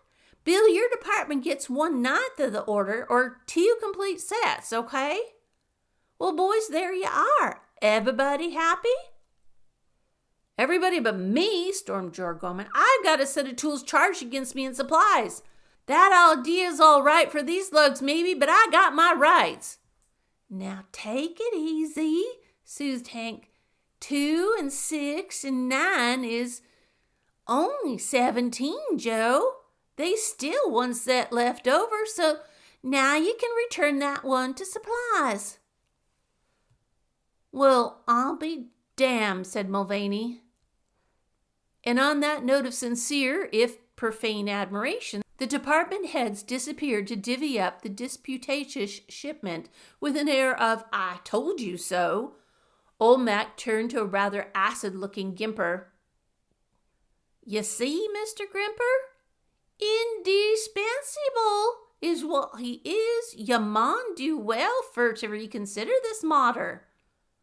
But there was a streak of mule 6 feet tall and 2 feet wide in the federal man. He sniffed down his long, thin nostrils and studied Hank through his pince-nez with detached interest. Harumph, he harumphed. Very interesting, but not at all new, you know, hardly mathematics at all. In fact, a numerical paradox based on an old Arabian legend, if I'm not mistaken. I did what Flatbushers would call a slow burl. In other words, I was boined up. But while I was still striving for words, young Johnny Day, who'd entered from his office, came charging to Hank's defense. Maybe it's not mathematics, he raged, in the pure sense, but it's something more valuable. Common sense. Any man who can pop up with a quick answer to a problem like that is a handy guy to have around. You are an efficiency expert, Mr. Grimper, but you had no solution to offer. Grimper's lean jaw tightened. His eyes grew cold as a ditch digger's ears in Siberia. Whatever slow beginnings of humanity might have been waking in his bosom died now. I am sorry, gentlemen, he said in a tone of finality which meant he wasn't at all, but I am not convinced. I presume, Mr. MacDonald, you do want this government order? Naturally, grudged old Mac. Then, primly, you must accept my decisions on questions of policy. Mr. Cleaver, you are hereby granted 2 weeks in which to clear up your affairs around this plant, at the end of which time your services will no longer be needed. I trust you will find suitable employment elsewhere. And he smiled, a mean, oily little smile the heel. So that, lads and lassies, was that. Hank was OUT on called strikes, but if you think he just quit trying to do his share because a fortnight's deadline was hanging over his head, you don't know old turnip torturer Cleaver. The Northern Bridge, steel, and etc. was still needing estimating, so Hank labored straight on through till the last day, lending his individual, if unwanted, talents. Thus it was, on that Saturday afternoon he drew his final paycheck, he had still not cleared out his desk drawers and lockers for the next incumbent. He told me so at dinner. I asked, well, what's the program, Hankus? After we feed, we grab a choo-choo? But he stared at me. We, Jim? But you wasn't laid off. Birds of a feather, I told him. Flop together. I go where you go. He shook his head. Oh, no, Jim. Thanks a lot, but you got to stick. This ain't no time for individuals to fuss and argue. We got a war to win, and wherever man's needed, he's got to stay. But how about you, Hank? I'll find something else to do. When we're through eating, I've got to go back to the plant and pick up what belongs to me, then I'll mosey along. I sighed. Well, all right, chum, if that's the way it is. That, he assured me, was the way it was. So we went back to the plant about 8:30 p.m., and that's where the final insult was added to injury. For after we'd passed the gate, a slim, forbidding figure stepped from the shadows to halt us with a challenge. Just a moment. Who goes there? I started, then I grinned impudently. It was friend Grimper in person and not in effigy. I said, just brace and nasty spies, pal. Don't shoot till you see the yellow down our backs. The government man edged forward austerely. And what are you two doing back at this time of night? Blakeson, you have no right to be here after 6 o'clock, and your friend has no right here at any hour. I said, well, you two for a nickel imitation of a G-man? But Hank, unruffled as ever, said calmly, easy does it, Jim. While Mr. Grimper, I just came back to gather up the stuff in my locker and desk. It won't take me long. Gimper said sourly, well, all right, but I'll have to go along with you. We can't afford to give strangers the run of the mill nowadays. Constant vigilance is our only defense against saboteurs and espionage agents, and there are valuable military stores within these gates. Strangers, I spat disgustedly. You had a hell of a nerve, Gimper. Hank Cleaver volunteered his talents to this concern before you ever knew it existed. Services, said Grimper coldly, which ended today, and I should not be surprised, Mr. Blakeson, if yours were to be terminated soon. Well, come along. End of section 8. Section 9 of 4 Stories of Horse Sense Hank by Nelson Bond. Horse Sense Hank Does His Bit, Part 2. So we entered the plant, and of course it was black as a whale's belly in there. But do you think Dopey Joe would let us turn on any lights? Oh no, he had ideas about that too. He was fuller of ideas than a Thanksgiving turkey is of chestnuts. He commanded, you will use a flashlight, please. One never knows what prying eyes may be upon us. There are a couple of eyes, I glared. I'd like to pry with doubled pinkies. Hurry up, Hank. Get your things and let's scram out of here. There's a bad odor around here, and it's not oil fumes. Hank emptied his desk drawers, and we picked our way down darkened corridors, through the machine shop and turning room, toward the lockers. We had but one more room to cross, the drafting room, wherein were stored all the blueprints and testing models. We were halfway across this, our tiny flashlight beam a dim beacon before our stumbling feet, when, out of the gloom, suddenly, terrifyingly, a voice. Halten Sie sich! Not a move, Otto! Get them! Don't ever ask me about the next few minutes. I was there in body only. My mind was as blank as a 4th of July cartridge. I remember seeing figures, 2, 3, or 20, darting toward us. I remember yelling, ducking, and punching with one and the same motion. I remember hearing guttural voices, snarling commands that ended mostly in Geworden, so it must have been German.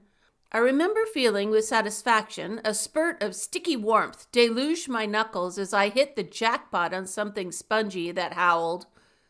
I remember, too, hearing Hank gasp, Judas, priest, German spies!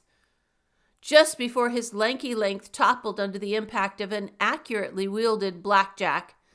And I remember my last conscious thought that when I got a chance, I must offer an apology to Sourpuss Grimper, because that thin, hawk-nosed stencil of superiority plus was, whatever else his faults, a bang-up fighting man in a pinch.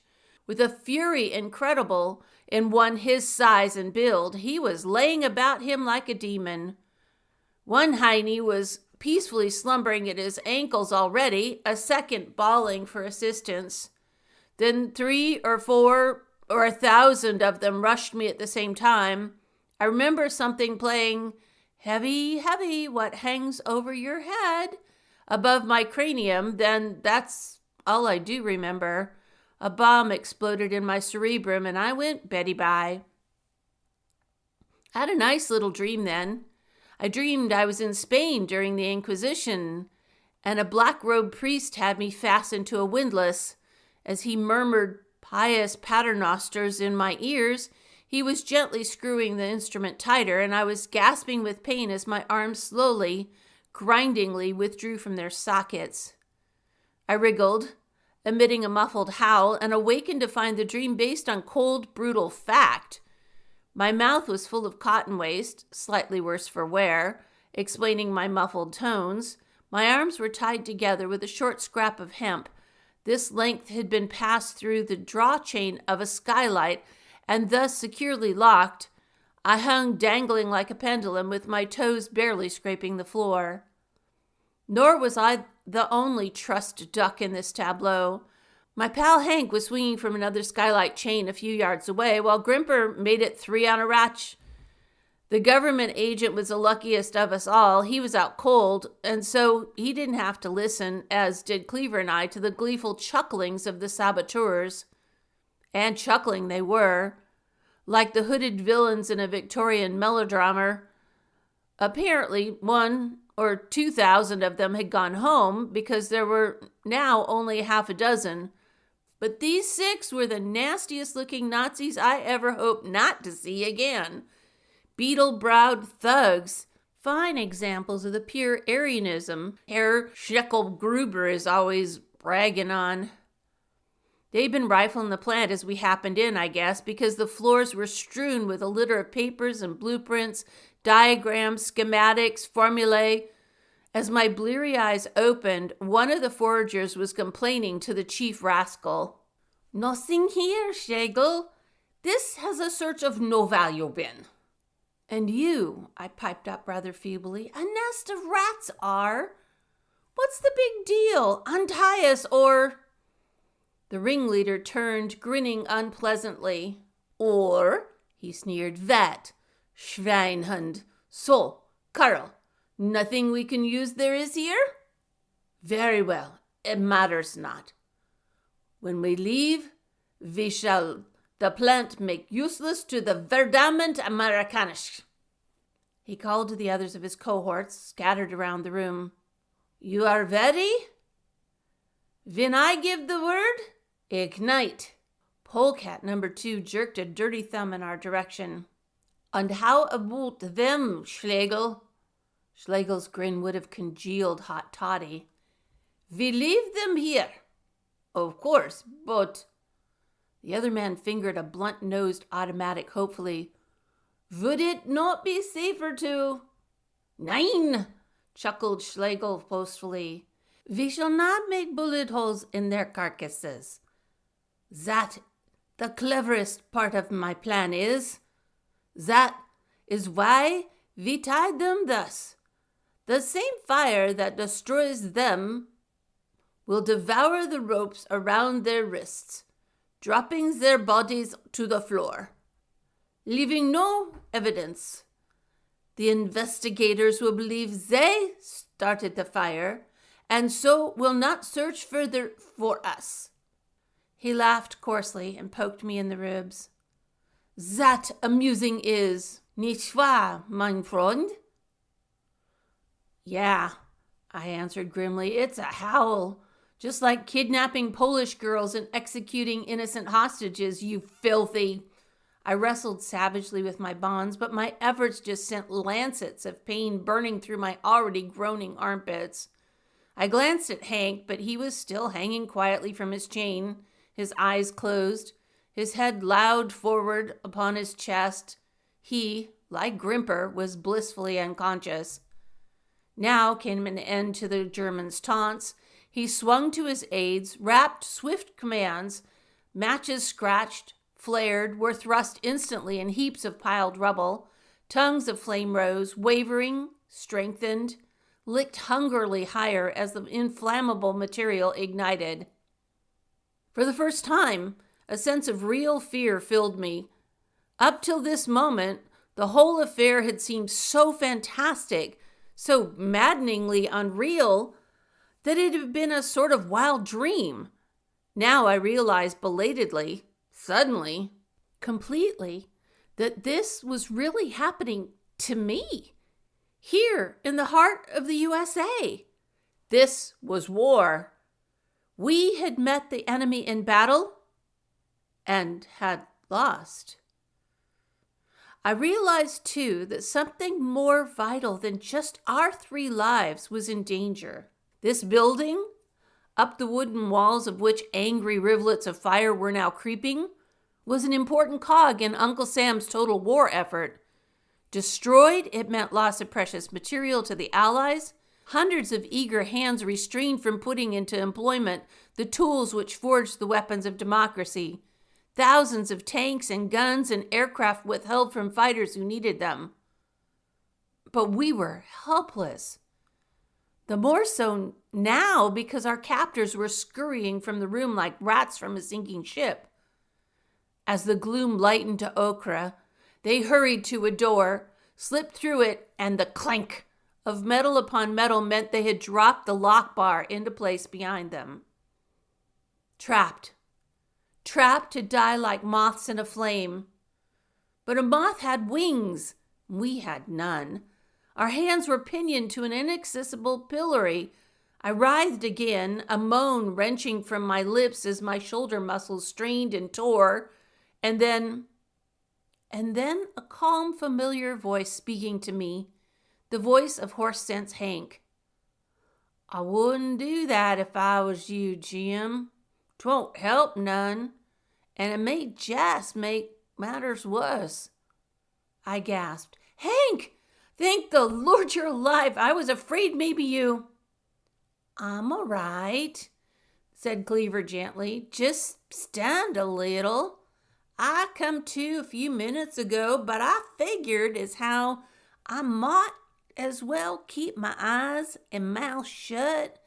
No sense letting the enemy know you got your wits about you, I calculate." His eyes studied the ever-fanning flame with incredibly detached interest. Things spreading fast, hey? Do you reckon the fire department will be able to catch it before it ruins the whole plant?" "I'd give $1 million, I told him honestly, to be here to find out." "'Pears to me," mused Hank, "like they will. That's green wood, you know. Don't burn as quick as seasoned timber would. Yep, I 'low as how them spies won't do as much damage as they planned on." "That," I moaned, "will be a great consolation to us when they bury our ashes." "Our which?" Hank stared at me curiously. "Oh, you mean— Why, hell, Jim, we ain't dead yet." At this point, another voice intruded itself into the conversation, the dry, resigned voice of Mr. Grimper. "No, not yet, gentlemen, but I am afraid it is time to prepare for that fate, for we are hopelessly secured. The doors are locked and bolted upon us, and in a few minutes the room will be a furnace of flame." I shuddered. Of course, his prophecy was not news to me, but it made our peril more real to hear it thus spoken. His words, however, completely failed to disturb the placidity of Horse Sense Hank. Hank just said, "Why, 'lo, Mr. Gimper, I was hoping you'd snap out of it pretty soon." "Die? Why, we ain't a-gonna die. Not since them Nazis was too dumb to tie us up." My heart gave a sudden leap. I had to swallow before I could choke. "Tie us? What do you mean, Hank? We are tied, and to something far above our heads. We can't even reach the bar we're chained to." we don't have to, Jim. They gave us a loophole almost within reach. You notice that there skylight chain is a right thin one. I can't get these rope loops off in my wrist, but I think I can squeeze the skylight chain through a loop. He straightened his legs, and I realized suddenly he had purposely kept them slightly bent at the knees during the time our enemies had been in the room. Now his toes gave him reasonable foothold on the floor. Using this, he leapt up and gripped the steel chain above his ropes, drew himself up hand over hand until he was swinging comfortably in the loop. What he did then was weird and inexplicable to me, until, of course, a long time afterward. He pushed the steel chain through one of the rope loops around his wrist, pulled a wide metal bite through this opening, stepped into the loop, and dropped lightly to the floor free. The only encumbrance on him was a length of hemp between his arms. Now that he was at liberty to approach us, it was a matter of minutes for him to unloose our bonds and have us untie his. Grimper's jaw had dropped his bottom vest button. Slowly, comprehension dawned on his features. He gasped, A problem in applied topography. Astounding. I can hardly believe my eyes, but it's completely logical, Mr. Cleaver. I owe you an apology. Please allow me to. Footnote. Hank's problem here was similar to those interesting ones presented by Messrs. Krasna and Newman in their fascinating volume, Mathematics and the Imagination. The captives were not truly bound so long as freedom of leg movement permitted them to convert their bonds into a simply connected manifold. By way of illustration, and for your own amusement, tie a 36-inch piece of string to each of your wrists. Tie a second piece of string to each of the wrists of a friend in such a fashion that the second piece loops the first. By experiment, you will discover it's quite possible to disengage yourself from your companion without breaking or cutting the string. Another interesting example of topological freedom is that achieved in removing the vest without first removing the coat. Try it. The coat may be unbuttoned, but your arms must not slip out of the coat sleeves. Editor. End of footnote. Which? Asked Hank interestedly.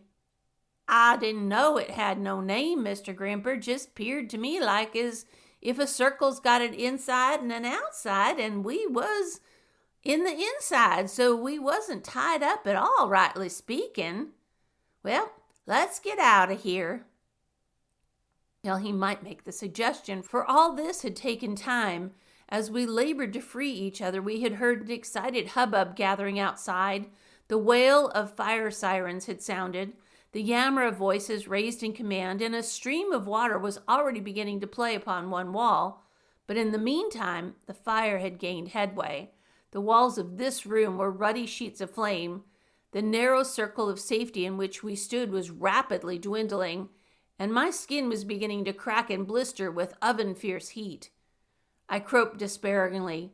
But how, Hank? We're free, yes, but the doors are still locked, and the windows? Why, the skylight, Jim, drawled Hank. That's our exit. Hey, grab him. I whirled just in time to catch the falling frame of the government agent Grimper. The thin man had come to an end of his endurance. His heart was stout and courageous, out of all proportion to his physical makeup. With a stifled cry, he had fainted dead away. Well, there you are. One moment we were on our road to a happy ending, and bing! All of a sudden, the three gray ladies slap us in the puss with a damp mackerel. I stared at Hank fearfully and moistened parched lips. Well, what will we do with him, Hank? We can't just leave him here to die. Hank stroked a lean and thoughtful jaw. Sorta complicates matters, don't it? He queried. Let's see. We could heist him up, couldn't we? I said bitterly, I can't, Hank. I hate to admit it, but I'll be a damn liar if I pretend otherwise. I'm so weak and my armpits so badly strained that it'll be all I can do to lift myself. Can you? Hank shook his head miserably. Nope. I didn't jump off in that chain just now, Jim. I fell off. Hanging up there like jerked meat wrenched something in my back. I calculate I can climb that chain myself, but I couldn't hoist nobody else's weight. Wait a minute. Wait. He repeated the word more loudly. A gleam brightened in his eye. Sure. Dead weight. There's the answer. Here, give me a hand, Jim. We gotta lash him to one strand of this pulley chain. Use them ropes. Got it? Okay. Tie him tight now. He's tied, I puffed. The smoke was beginning to get me now. Tears were coursing down my cheeks. Time was getting perilously short. Well, what do we do next? Get on the other end of that chain, ordered Hank, and climb. What? And leave him dangling here below? But it only saves our lives, Hank. See, the flames are right on us. We won't have time to reach the skylight and haul him up. Do what I tell you, roared Hank, and hurry. There was more vehemence in his voice than I'd heard at any previous time. It shocked, startled me into activity. I leapt for the side of the draw chain opposite to that which Grimper was hanging limp, began climbing like a monkey, hand over hand. The dangling chain drew taut above me, and I saw that Hank, too, was climbing. I looked for Grimper, and Grimper was above me. As Hank and I climbed one side of the chain, the ancient's inert body was being hauled up the other. He reached the cool sanctuary of the skylight before we did, lifted to safety by our combined weights. Before I remembered the old monkey weight and pulley puzzle that one time caused a near riot in a statted academy of savants. So, all's well that ends well. It was an easy matter to unlash Grimper when we had reached the roof. An easier job yet to hurry him down a fire escape to the ground. And, as my ever-logical friend had guessed, the fire laddies put out the blaze before it spread to adjacent buildings. Thus, what might have proved a serious loss to American offense was held to a minimum. One building, which could be easily replaced. We didn't leave town that night. We were exhausted, for one thing. For another, Hank was in no condition to board a train. His suitcase had been destroyed in the fire, and as he ruefully confessed to me, when I asked his reason for backing away from the wildly cheering mob that escorted us to our hotel, the fire had got in one last farewell lick just as we escaped. Said caress had singed a neat round hole in Hank's southern exposure. And the next day, there came a hurrying call from Johnny Day. They had caught the saboteurs, or thought they had, and would we please come and identify them? So we did, and they were, and the Jerrys were taken into custody by a detail of granite-eyed soldiers who gripped their garans as if they hoped Hitler's hirelings would break for freedom, which, of course, they didn't. No longer holding the whip hand, they were the meekest, humblest-looking skunks you ever saw. It was then that Grimper, so trim and fresh that you'd never known he'd been almost baked Grimper au jus, moved forward to shake Hank's hand. Last night, Mr. Cleaver, he said, I apologize to you. This morning, I want to repeat that apology and wish you all possible success when you leave here. Hank just blushed and wriggled a bulldog-tipped shoe into the carpet. Aw, that's all right, Mr. Grimper. But if he could take it like that, I couldn't. In a fury, I stepped forward and shoved my nose into Grimper's pan.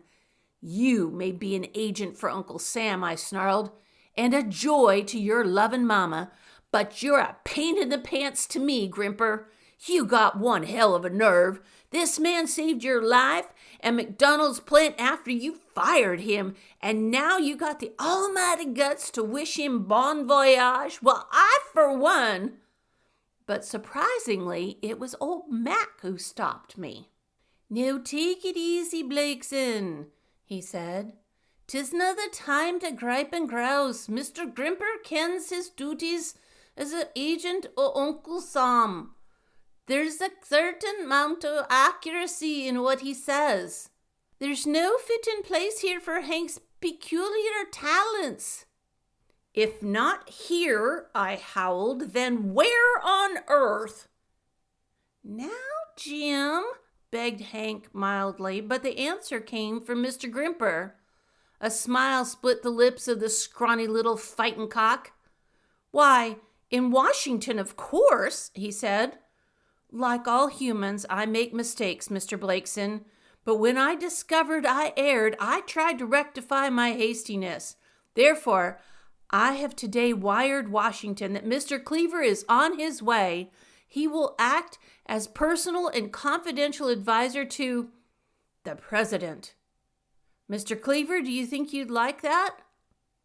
But he got no answer from Horsense Hank, for that gentleman had faded dead away on the floor. And me? Well, I slumbered blissfully beside him. Where Hank goes, I go. The end. End of section 9. Section 10. Horsense Hank in the Parallel Worlds. Chapter 1. What if Washington hadn't crossed the Delaware? Horsense Hank found the strange answer when he traveled into the past. The whole damn thing was Jameson's fault. He was a snippy sort of somebody, anyway. Even if he was head of the U.S. government's physics research department, he liked nothing more than to fling his physical and mental weight around, because he had an exaggerated amount of the first and an exaggerated opinion of the second. He riled Hank Cleaver worse than boils on the postscript. "It ain't just what he says, Jim," Hank groused one night. "That don't matter. There's just two opinions, right and wrong, logical and illogical. As a human being, it's his privilege to think as screwy as he wants, but daggone, it's the way he says things. Like he is the only one who has a speck of common sense. Now, if I didn't have a little bit, would I be here?" That question needed no answer. Hank was here, in Washington, D.C., simply and solely because the men who run our nation had finally recognized his peculiar abilities. Horsense Hank Cleaver was not an educated man in the formal sense of the phrase. He'd never completed college or high school, and it is an even money bet that he never got much further than the 6th grade of the rural grammar school near his lower Westville farm. But he had something greater, more important than mere book learning. He had a gift for determining the answers to problems of any scientific nature by means of plain, old-fashioned, common-sense horse logic. It was this gift which had lifted him from his lonely turnip patch to the ivy-colored walls of Midland University, which alleged institution of higher knowledge had installed him to the chair of general and practical sciences. And it was this same gift which had enabled him to serve his country well as chief estimator at the Northern Bridge Steel and Girder Company during the first months of the war. Now, a grateful government had transferred him to the nation's capital, where his straightforward reasoning might be at the service of the president himself. And because Hank Cleaver and Jim Blakeson are as inseparable as corn pone and chitlins, I was here with him. As a matter of fact, dear old Washington on the Potomac was beginning to look like an overgrown Midland U campus. H. Logan McDowell, president of the college, was here as a $1-a-year man and worth every penny of it, while his charming daughter Helen, Hank's fiancée, was working in the USO headquarters. It ain't, complained Hank, scowling, as if I was hard to get along with. Gosh knows I'm easy-going enough. There was no gainsaying that. Hank was as mild and gentle as a carnation cow. But he plagues me, confessed Hank. Disagrees with most everything I say, spouts facts and figures at me. When he knows ding busted, well, I can't understand that kind of talk. My brain don't work that way. I just get the theories and work 'em out by plain dumb hoss logic. I said, well, what's the trouble now? Hank fingered a paper of cut plug, tucked enough in his cheek to make him look as if he were munching on a medium-sized billiard ball. This was his one vice. When he married fair Helen a few months hence, it would probably become taboo. Meanwhile, in the privacy of the apartment we shared, he kept his molars and incisors well lubricated. Well, he said, it's time. I stared at the clock. Time? Time for what? Not that kind of time, Jim. I mean the problem of time. What is it? And how you can shift it around and all that sort of stuff. I said, oh. In other words, Pal Jameson has been making with the metaphysics, eh? On account of what? On account, explained Hank, of I happened to say, wouldn't it be swell if somebody could go backward in time and do something to stop the Nazi movement from ever getting organized? Then there wouldn't be no war like we're fighting today. That, I approved, sounds like a swell idea. Go back and push a little paper hanger named Adolf Schlickelgruber under a Munich streetcar, huh? I'd gladly volunteer for the job if there was any way of doing it. So would most of us. Only Jameson, continued Hank, loud as how it was impossible. He claims all this warfare and stuff is inescapable. Says the progress of mankind is foreordained and they can't nobody do nothing to change it ever. He says the book of time was all writ up in advance and there wasn't no way to change it. Hank squinted at me dubiously. He quoted some poem out of a book called The Diamond Sailboat or something. Sue me if I'm wrong, I grinned, but maybe it was the Rubaiyat by an old Persian named Omar.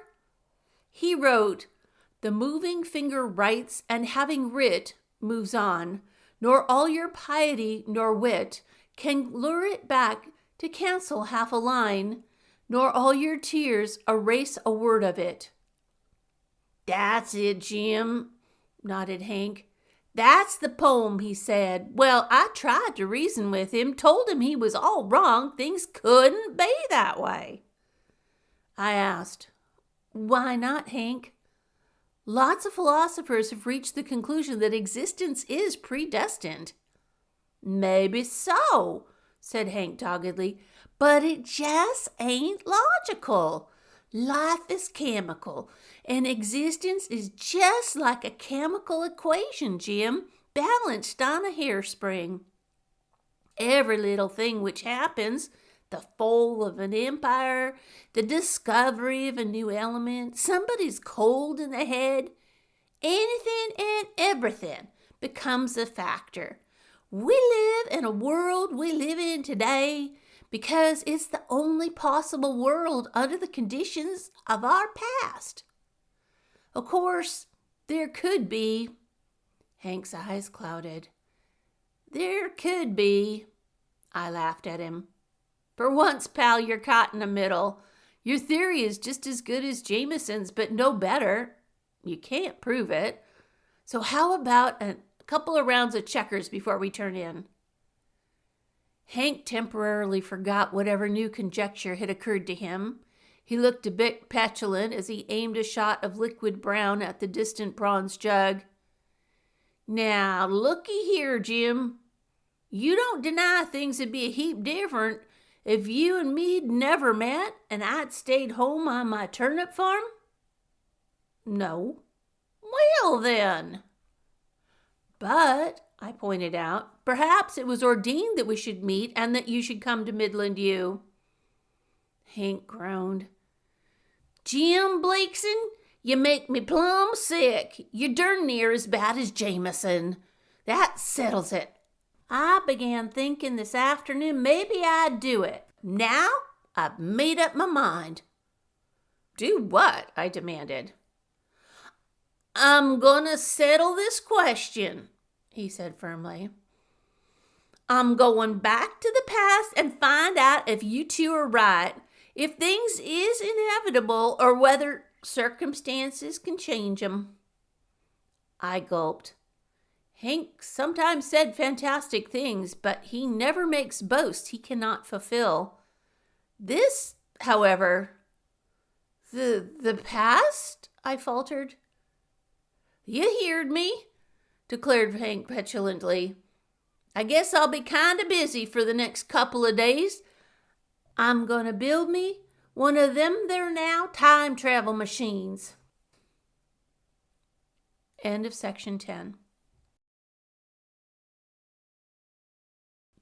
Section 11. Horsense Hank in the Parallel Worlds, Chapter 2, Double Feature. Well, you know me, old brain like a fish Blakeson. I stared at him foolishly for a moment, then, when he said no more about it, decided Hank had finally developed, along with his many other virtues, a sense of humor. So I chuckled, and he chuckled with me, and we went to bed a little while later, and I proceeded to forget all about it. Didn't even dawn on me when the next morning he went out and came home with a couple armloads of wires, tubes, and miscellaneous do-gadgets that he meant business. He was always prancing home with some kind of lab equipment or other. You know how amateur scientists are. So I went ahead with my duties, which were plugging the sale of U.S. government bonds and stamps, and by the way, you better buy 'em, kiddies. And 3 days whisked by as days have a habit of doing. Then Travis Tompkins, chief technician of the observatory, halted me one day on the street. Say, Blakeson, where's Cleaver hiding himself? He promised to help me plot the orbit on that new comet he and I discovered. He and you? I snorted. Where do you get the community spirit? All you did was point the telescope where Hank told you. Oh, he's places doing things. I'll tell him you want him. And less than an hour later, I bumped into H. Logan McDowell himself in person, and not the captive balloon he looked like, to meet the same query. James, my dear lad, puffed the erstwhile Prexy of our former alma mammy, I have been endeavoring to ascertain the whereabouts of our erudite rural companion. If you could enlighten me? If you mean, I interpreted, where's Hank? I guess he's home. H. Logan pawed his plump jowls speculatively. You might inform him that my daughter is most disturbed about his apparent disinclination to seek her company. How's that again? I asked. McDowell frowned at me disapprovingly. The custom, he harumphed, is commonly known as dating. You mean she wants to fling woo, I said, and old Hank ain't been parking on the divan lately? Now I know he's off his button. A gal like Helen? And with the marriage date already set? All right, Prexy, I'll tell him. So I guess those two chance meetings serve as eye-openers, because when I went home that evening, I came to the realization that Hank Cleaver had turned our tiny flat into a super scientific workshop. There were odds and ends of things all over the living room. When I entered, I heard a humming in Hank's bedroom, a curious whining wail that stopped just as I entered, gave way to the tapping of a hammer on metal. Hank, I yelled. No answer. The lamps dimmed for a moment, then rose again as the humming sound drowned out my call. Hank! I cried again. Still no answer. So I walked over to the door and banged. "Hey, come out, wherever you are." And Hank came to the door, hair rumpled, a smear of grease running diagonally from his right temple to the tip of his nose, collar open, sleeves rolled high. "Was you calling me, Jim?" he asked. "Who, me?" I retorted elaborately. "Oh, no, I was just addressing an envelope. Hey, what the hell makes around here? Anyhow, everybody and his brother's been asking me where I hid the corpus delicti. What are you making?" Then I looked over his shoulder and saw it. It was the wildest, weirdest looking thing you ever set eyes on in your life. I can't describe it exactly. They say English is the most elastic of all the languages, but even it lacks the words to describe some things, like this one. But I'll take a running start and see what happens.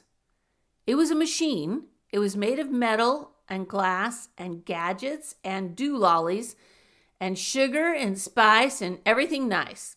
That's what little girls are made of. It was shaped something like the tonneau of a 1931 model Packard and somewhat more like a big old-fashioned bathtub with a hood. It was roughly oval, but only roughly so, because you couldn't exactly decide what shape it was. It wriggled. So help me, that's just what it did. Coils of wire wound around and around the tonneau part, in which there were 2 wide upholstered seats and an incomprehensible dashboard bedecked with 12 or 20 dials. These coils twisted out to fore and aft of the egg-shaped structure and vanished. It had other features, but that's all I saw during that first startled glance, and that was enough. I loosed a squawk of despair and held on to Hank for dear life. What is it?" I yelped. "Great whispering winds, what do you call that? That monstrosity?" Hank said, "Now calm down, Jim. It ain't like you to act this way. There ain't no cause for alarm." "That's what they told Mrs. Leary when she bought the cow," I moaned. "Only look what happened." Then suddenly I remembered our conversation of a few nights ago, and I choked in my own incredulous words. "Hank, that's not it. Tell me it's not a time machine?" Horse sense Hank grinned and tugged at a straggling wisp of hair. "Well, I reckon I could tell you that, Jim. But it wouldn't be what you might call the truth, 'cause that's just what it is. The machine that's going to carry us back into the past to prove my theories." I said, "It's a time machine," weakly. "A time machine," I said, and then the double take struck me. "Us?" I howled. "Us? Into the past? Oh, no. Gangway, pal." Hank grabbed me and held on tight. He's about 4 inches taller than I am, and dawn-to-dusk workouts behind the plow built him muscles like tension springs. My legs churned air, and I got nowhere. Hank said aggrievedly, "Now, Jim, I never thought you'd let me down like this." "Talking about letting down," I bleated. "How about me? Who's holding who? Let go, Hank. I just remembered I'm supposed to meet a guy about 4,000 miles from here." "Now, darn it, you gotta come with me," said Hank. "It wouldn't do me no good to go gallivanting off to the past by myself. I got to have witnesses. I'll have this machine finished by tomorrow." Then it wasn't completed yet. That was a horse of a different color. I stopped struggling. I said, "Will you be kind enough to take your greasy paws off of me, you dope? My goodness, you act as if I were afraid of something." I moved over to the machine, studied it with pacified interest. "How does it work?" I asked. Hank grinned sheepishly and worked one bulldog tiptoe into the rug. "Oh, it wasn't nothing much, really. Not when you understand what time is." "Oh, naturally," I said. "But isn't it funny? For the moment, it seems to have slipped my mind. What is time?" "Why, It's another dimensional matter. Some calls it the fourth dimension, but that's plumb silly, of course. Dimensions is dimensions, and it don't matter how you number them so long as you know how to use them. Anyhow, what this here machine does is run down a pathway through the time dimension just like an auto runs on the road, or an elevator runs up and down, or an aeroplane flies round in circles. See? No, I said. Well, it's as simple as ABC, Jim. I just made a helical vortex with these here wires as they motivating cores and slung the machine in it like a basket. Right now, while I test it, I got it operating on AC, house current, but when I push this little do-gummy, he pressed a small switch, I shifted to self-generating DC. These other levers control the distance in time it travels, and there's space location finders too. Only thing I ain't figured out yet is... Yet? I gasped. Yet? You've done all this within 4 days? Solved a problem that has eluded men of genius for centuries, and you're worried about one minor detail? Well, it ain't what you might call minor, Jim. Hank, you've never had a day's mechanical training in your life. I know that. So tell me, how on earth could you know how to make this machine? Cleaver blushed. Why, it just comes sort of natural, Jim. 'Peared to me as if they was only one way to make it, so, oh golly. A stricken look swept suddenly over his face, and I spun to discover the reason. The reason was 5'2" of loveliness standing in the doorway of our apartment. Breathtaking but outraged loveliness, answering to the name of Miss Helen McDowell. Her dark eyes were like thunderclouds, and her foot tapped the carpet angrily. "Well," she said, "well, at last I find you." It was I who had to hold Hank Cleaver now. He was trying desperately to wriggle out of my grasp. I believe he had some idea trying to crawl under the carpet. Finally, he surrendered. Turned to face his fiancée. Hello, honey? He said. Don't honey me, snapped Helen. What were you two talking about just now? Hank had temporarily suffered a paralysis of vocal cords. I went to bat for him. Dimensions, I said. Hank was explaining to me how the time dimension operates. Helen sniffed. Time? Indeed. Perhaps he needs an explanation of time himself. I suppose you completely forgot you had a date with me an hour and a half ago, Hank Cleaver. Hank straggled. I said apologetically, Now, Helen, don't be angry. I guess he forgot to mention it. That, scorned the girl, is just the sort of poor joke I would expect from you, Jim. Well, I'm going to marry him and get him away from your bad influence soon. Before I could think up a good comeback to that one, she shouldered past me into Hank's bedroom lavatory, eyed with disdain the wavering, nebulous whatchamacallit standing there. What do you call this? She demanded. It's a time machine, honey, said Hank meekly. Funniest looking clock I ever saw. Not that kind of time, sugar plum. Hank visioned forgiveness in her aroused interest. He sprang to her side, pointing out the various dials and gadgets. This takes you to the past so you can watch history being made, or into the future.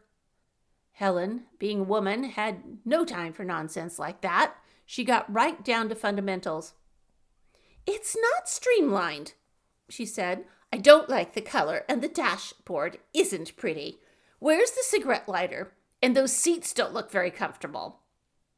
And she climbed into the front seat. Hank said, Now, Helen, don't get in there yet. It ain't quite finished and... She ignored him with magnificent aplomb. "I'm glad one of us has good common sense," she said. "If you're going to be an inventor, someone has to keep an eye on you to make sure your inventions are practical. Just as I thought, these cushions aren't at all comfortable. They're not wide enough either. Get in here, Jim. Beside me. Yes, that's right. And you too, Hank. Now, do you see what I mean? These seats should be a lot wider." Hank said nervously, "All right, sweetie pie. Now let's go see a nice movie or..." "And what," continued Helen blandly, "is this tiny key for? A glove compartment? Let me see inside." Hank stiffened like a strychnine victim. His eyes bulged and his voice exploded in a sudden roar. "Don't touch that, Helen, don't!" He spoke a split second too late. Already the key was turning. Freezing in my chair, I heard a thin, whining hum from the time machine's motors. The framework shook, and I was suddenly aware that where about us a moment before we had seen a brightly illumined bedroom, now there was nothing but flickering mists of gray, wavering, bottomless, formless. "Dag-nabbit," cried Hank. "Oh, dag-nabbit to blazes. Now you went and did it." He reached across the terrified girl, snapped over the key. Instantly the flickering ceased. The gray, bottomless mist dissipated. The illumination returned. We were once again back in the bedroom, sitting in the time machine. But there was a startling difference. Standing beside us, staring at us with eyes huge as moons and mouth incredulously agape, were three people.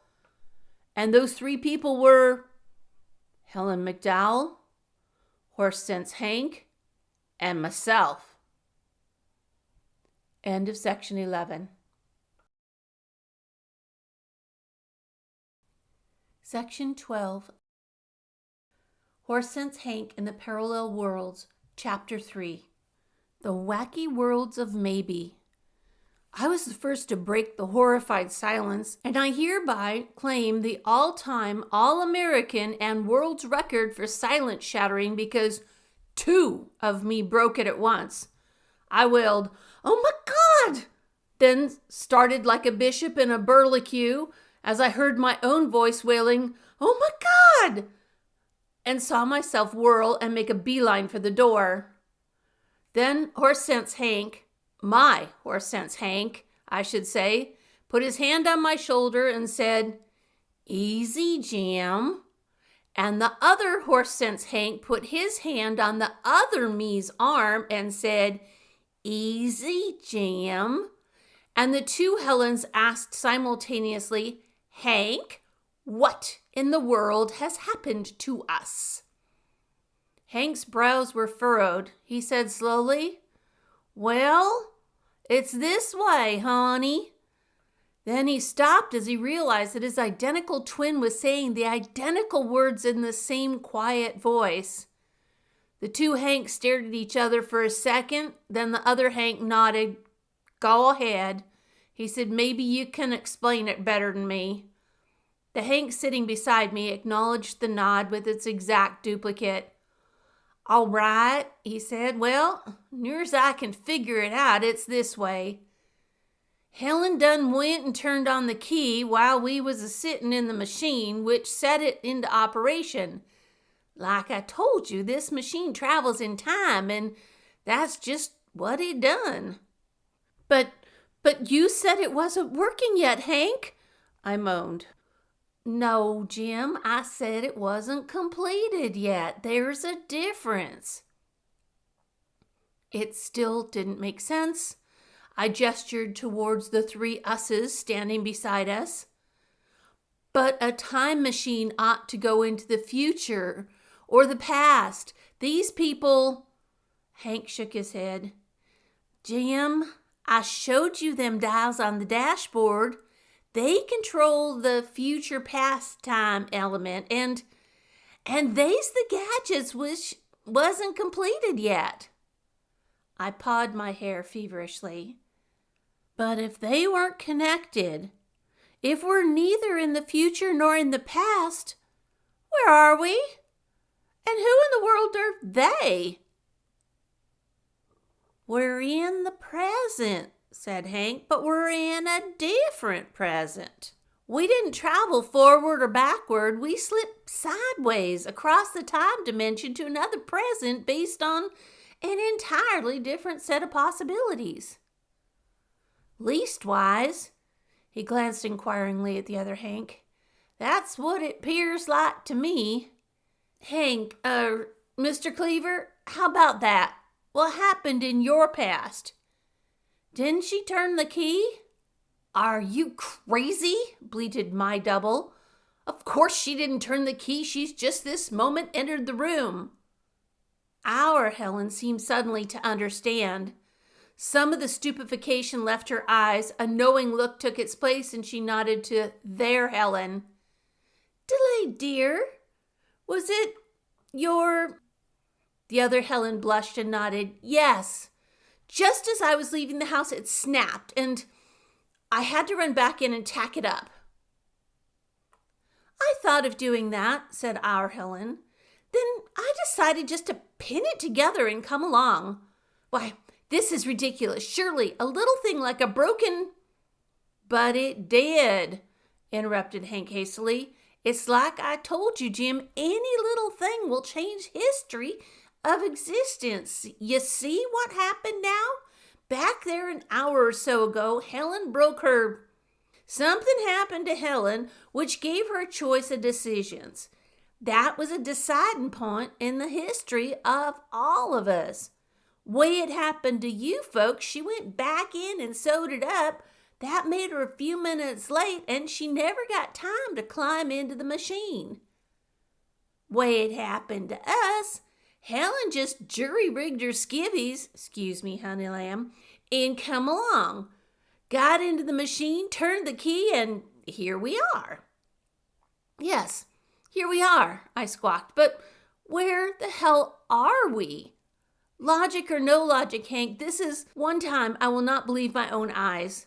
These other us's don't exist. Can't exist. Why, it violates the law of conservation of matter. The same thing can't exist two places at the same time. Sure it can't, agreed Hank impatiently, but I'm trying to tell you this ain't the same time. This here's a different world entirely. This is one world from an infinite number of possibilities arising out of the past. That other Jim Blakeson looks like you, Jim, and Hank studied him speculatively. My double had jerked a bottle of rye from the bedroom medicine cabinet and was feverishly engaging in warding off pneumonia for the next 10 years. And I must admit, he acts like you, too. But he ain't you. He's you like you would have been under different set of coordinates. This time I had him cold. Triumphantly, I cried, then if he's not me, this whole thing is a delirious dream. Otherwise, we couldn't meet because one of us has no real existence. Even granting that at any given point in the past, an infinitude of things could have happened, the fact remains that only one thing did happen. So one of us is alive and the other has no real existence. But Hank shook his head slowly and sadly. Nope, Jim.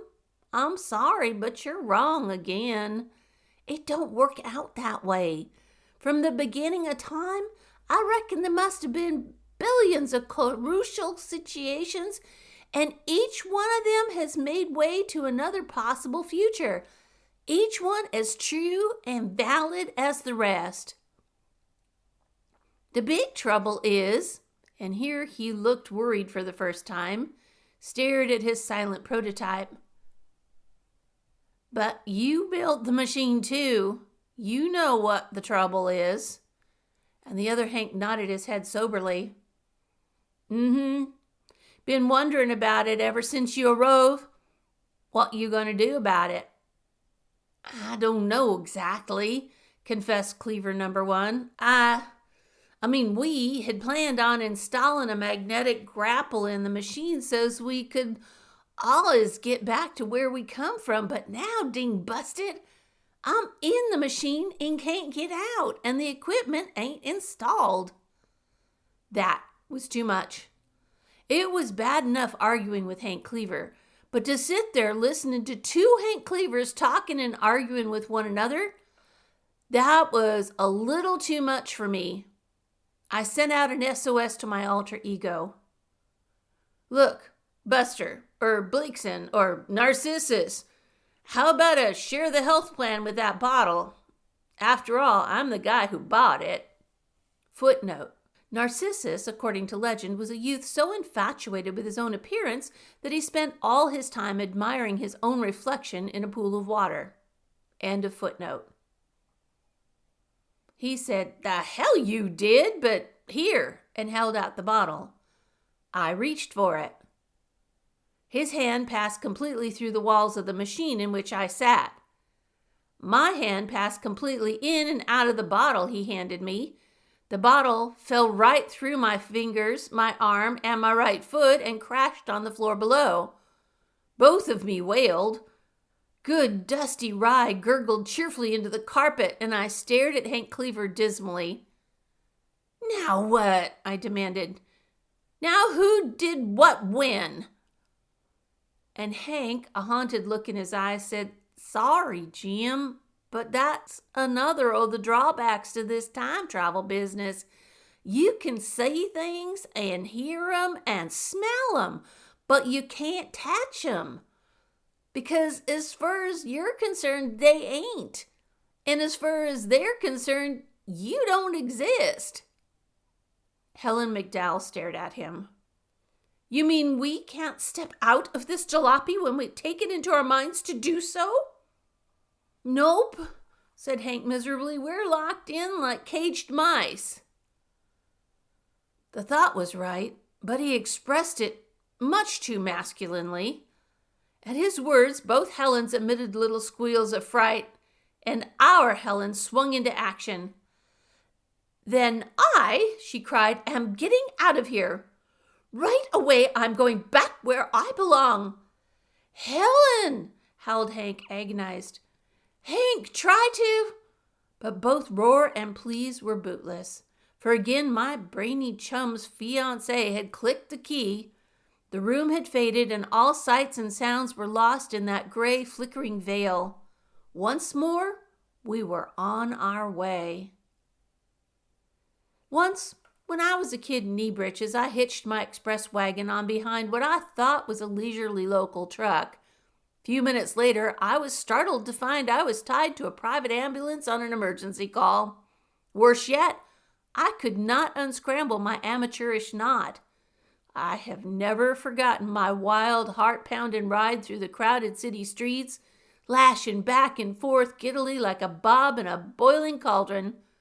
Glimpsed through terrified eyes the unfamiliar streets through which we whirled at lightning speed, viewing a weird kaleidoscope of running feet, dodging autos, skyscrapers that seemed to topple precariously toward me as I rocked and swayed and trembled. What happened now made that childhood memory appear as gentle and undisturbing as tit-tat-toe night at the old lady's home. It was the same thing, only more so. Again, I experienced a sensation of wild, headlong, uncontrollable flight, but this time not only was the destination unfathomable, but also were the sights I saw and the sounds I heard so weirdly incredible as to half madden the brain. And that was because Horse Sense Hank would not let bad enough alone. He kept reaching over and fingering studs, keys, and gadgets on the dashboard. He pushed one do-jigger, and the sensation of rising joined in with the other stomach-churning feelings we were undergoing. He pushed another, and I felt a swift surge forward to complete my feeling of utter rout. He kept turning off and on the motivating key. It was whenever he did so, whenever the gray flickering disappeared, that we saw things. And what things we saw! Our first stop, I plainly recall, was on the main street of a great city. We were right smack dab in the middle of the street, which didn't seem to affect us one way or the other, but it sure raised hob with the people amongst whom we suddenly and, I suppose, miraculously appeared. One of them walked right through us, then discovering what he'd done, loosed a howl of terror and went racing down the street, trailed by a streamer of polysyllables which had, so far as I was concerned, absolutely no meaning. It was a scandal to the jaybirds he should be out walking anyway, because all he had on was a pair of soft sandals and a loose flowing gown that looked like somebody's bleached bathrobe. The streets were narrow and cobbled, the buildings tall and graceful, colonnaded with pillars, each of which was carven into the form of some heroic male or bulgy she-male. A fountain tinkled on a grassy lawn some few yards from us, and a bevy of olive-skinned babes were doing the family wash in the basin beneath it. When they clapped peepers on us, they joined voices in one chorus of fright, picked up their skirts, and dusted. Hank snapped the key. His next random stop was no better. If anything, it was worse. We found ourselves on a dusty road, surrounded by trees and fields in which labored scores upon endless scores of American Indians? They bent diligently to the labor of harvesting, while over them stood a grim-visaged soldier, clad in glistening buckler, greaves, and helm. As we sat watching, a mounted band of similarly clad warriors swung up the road. They saw us. Instantly their leader bellowed a command, and dust flew as they charged down upon us. I'll never forget the look on the leader's face as, with lances leveled, banners flying, swords drawn, they came banging hell for leather right up to, into, and through us. Hank snapped the key again. The next sights came and went so fast that I never fully saw nor comprehended any of them.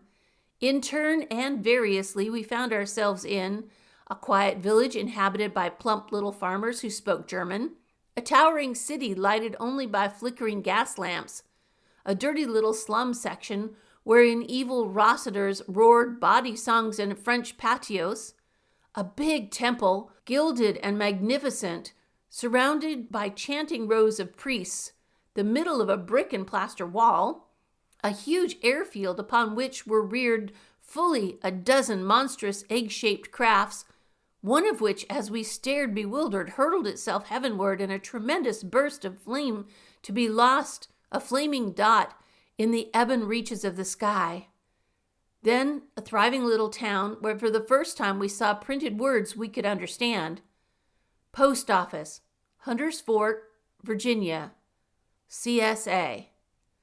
All these and dozens more until my brain staggered before the questions it could not answer, and Hank continued to punch keys with, I could not help thinking, a desperate intentness.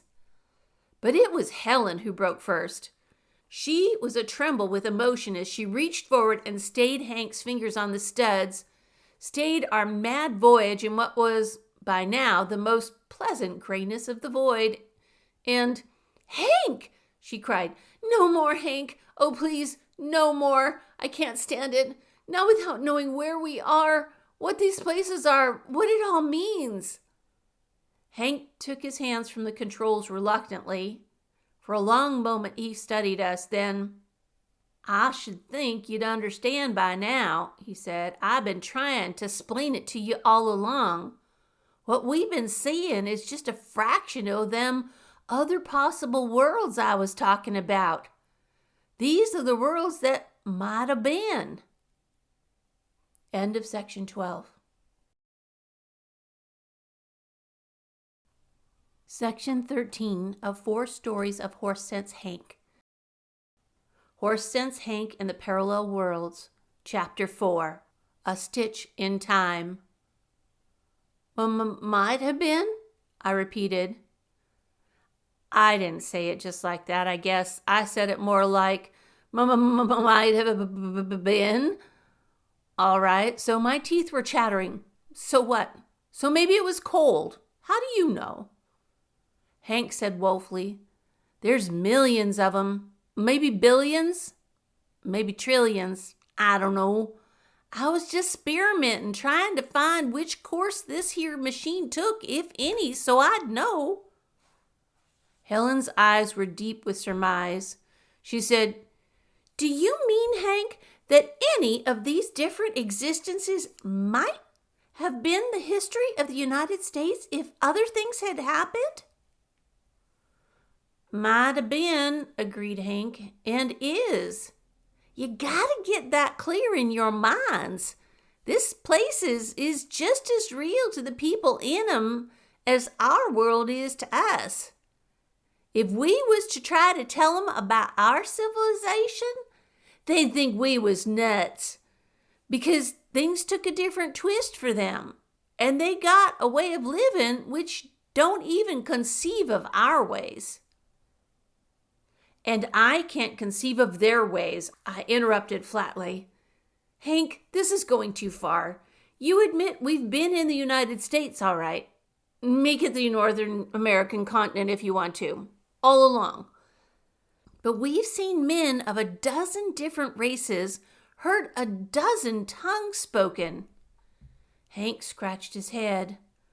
Well, now, Jim, I guess you know I'm not what you might call a scholar, but I done read up a little about history, and it 'pears to me like all them things we seen could have happened if things had taken just a littlest bit of shift somewheres in the past.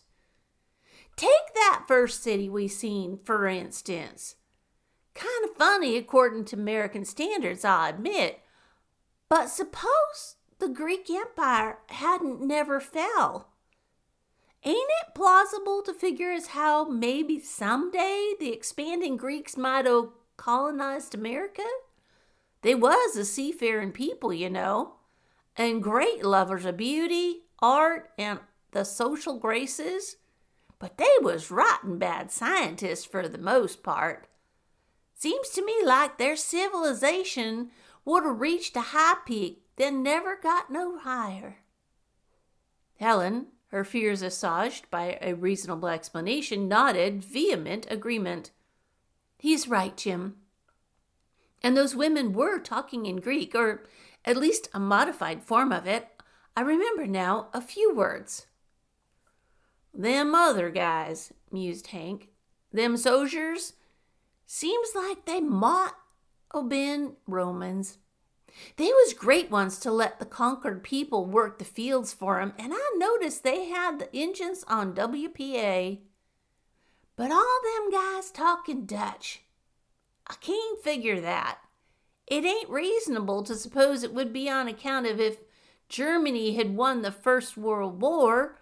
Even if they did, they couldn't have made the United States talk German and act German in 25 years. For once, I knew more than Hank Cleaver.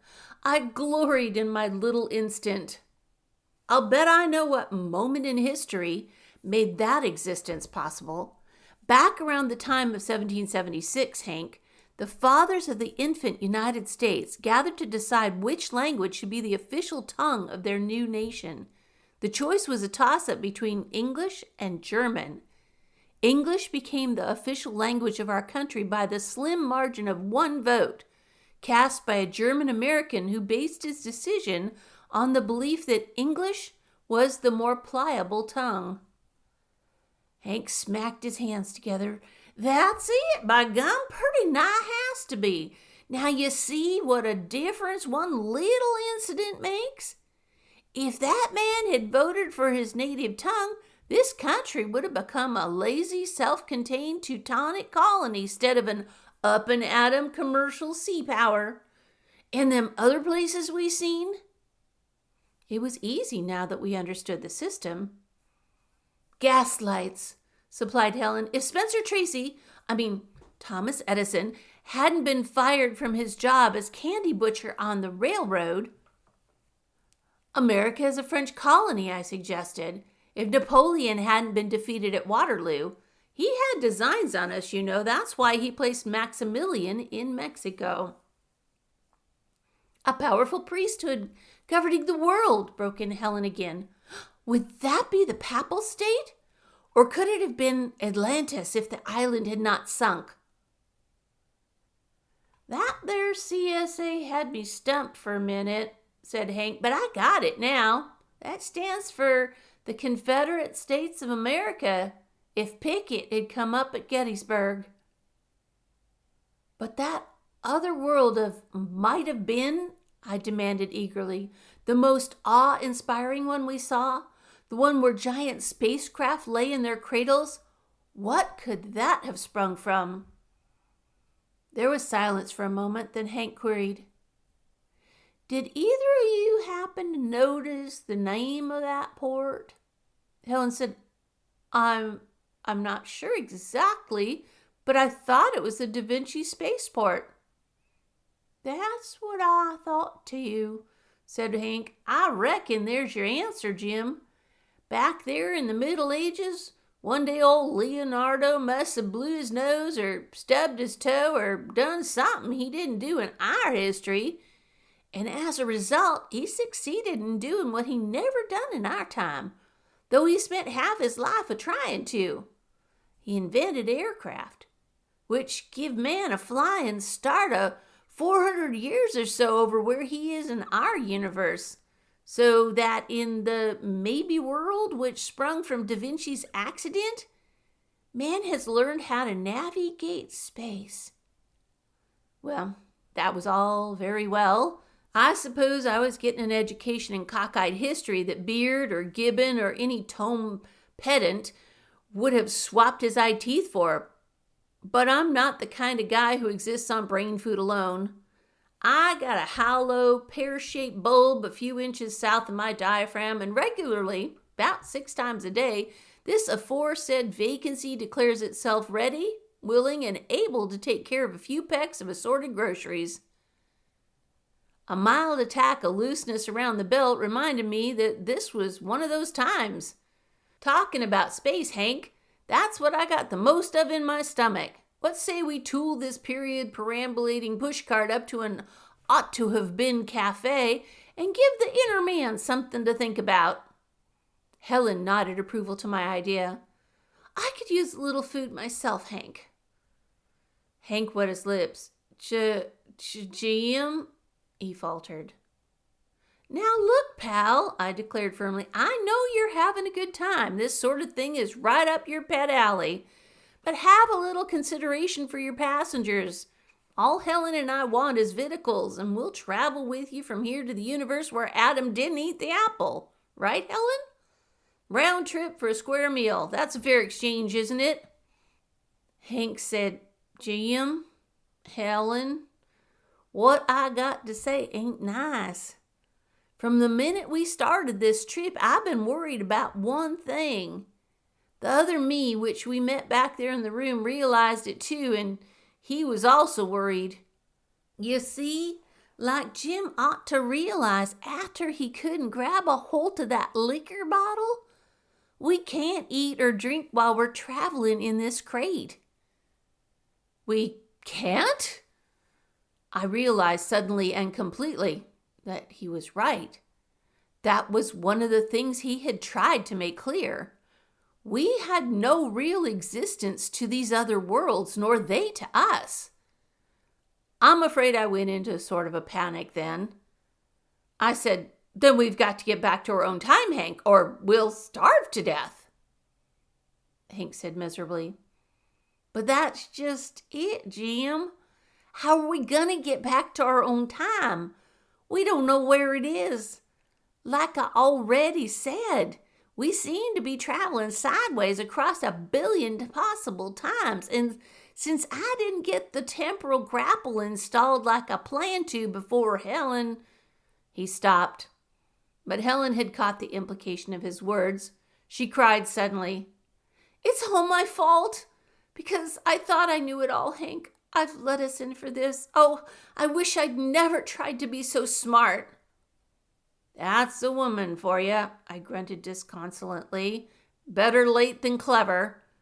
Hell, Hank, you mean we're doomed to sit here in nothing looking at worlds of food and liquid until we check out from malnutrition?"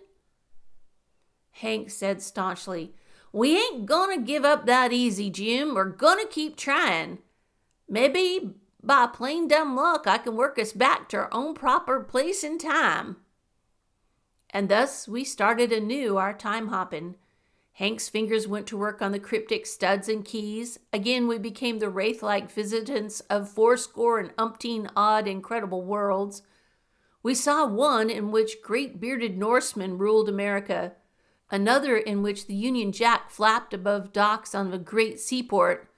Dozens upon dozens of Americas we saw, and each of them was, by some guess, quite plausible and logical. Had Leif the Lucky's colony not been wiped out by the pox? Had the Sons of Liberty not roused the colonists to rebellion against George III? Had Aaron Burr not dueled and killed Hamilton? Had Columbus not believed himself headed toward the Indies? Hank's brow was as smooth as a corrugated washboard by now, and there was nervous haste to even his customarily placid fingers as he continued to press our shimmering buggy forward along the traverse lines of maybe. "It ain't logical," he moaned once softly. "Even if they is different circumstances that ought to spring from each other at a certain points, like the pictures you see of family trees or genealogies. But we ain't getting nowhere, and we ain't getting there fast."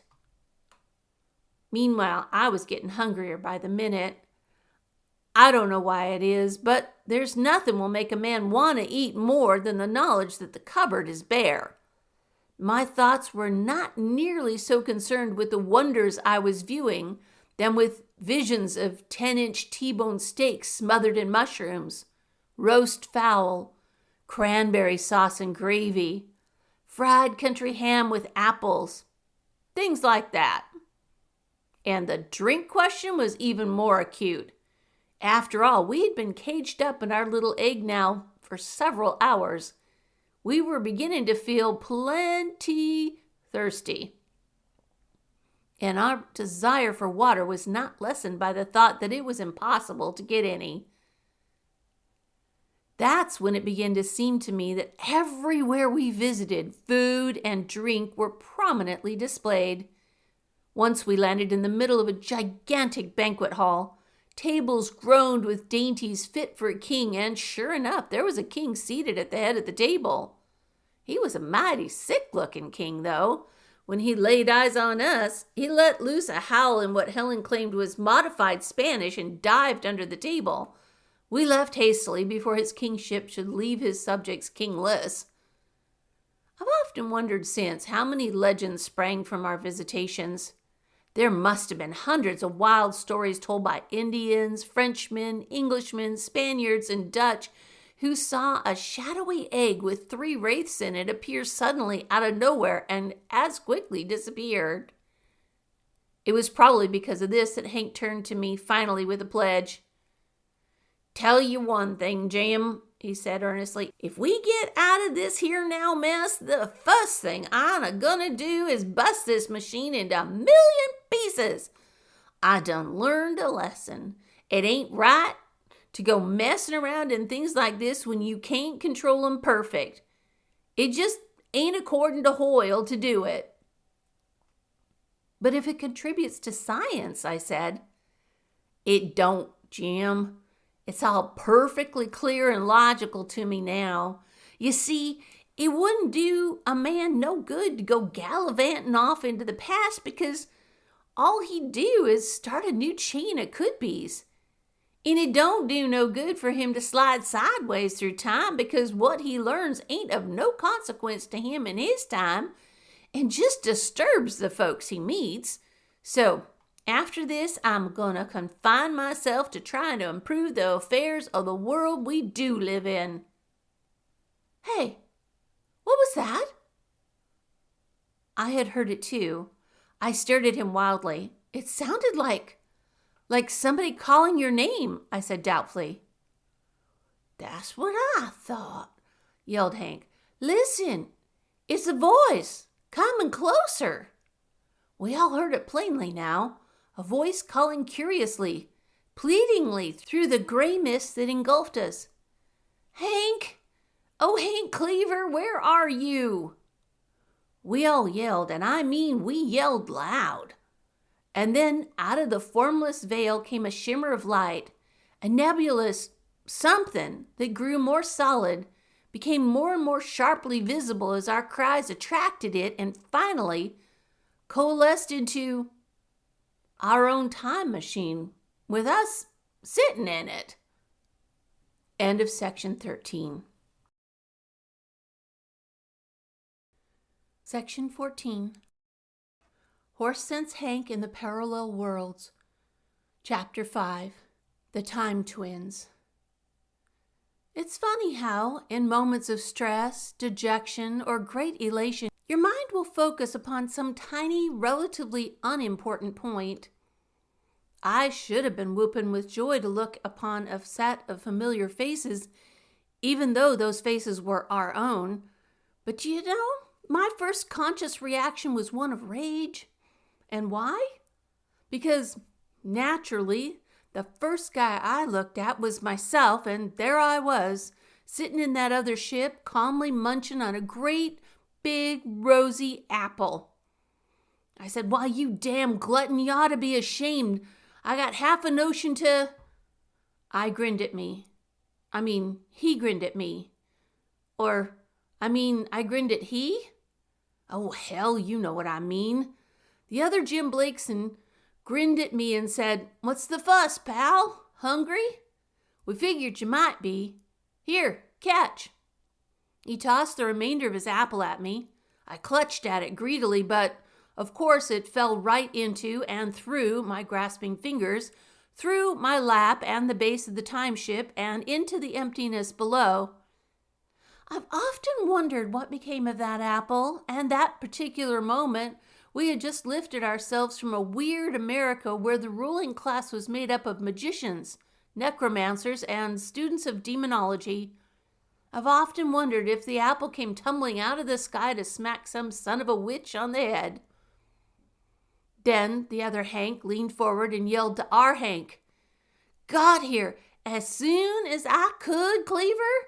I had to get the machine finished proper so there wouldn't be no mess this time." And our Hank nodded. "Figured as much," he replied. "Kinda thought you'd come after us, but I didn't know whether you'd find us or not. How'd you trail us?"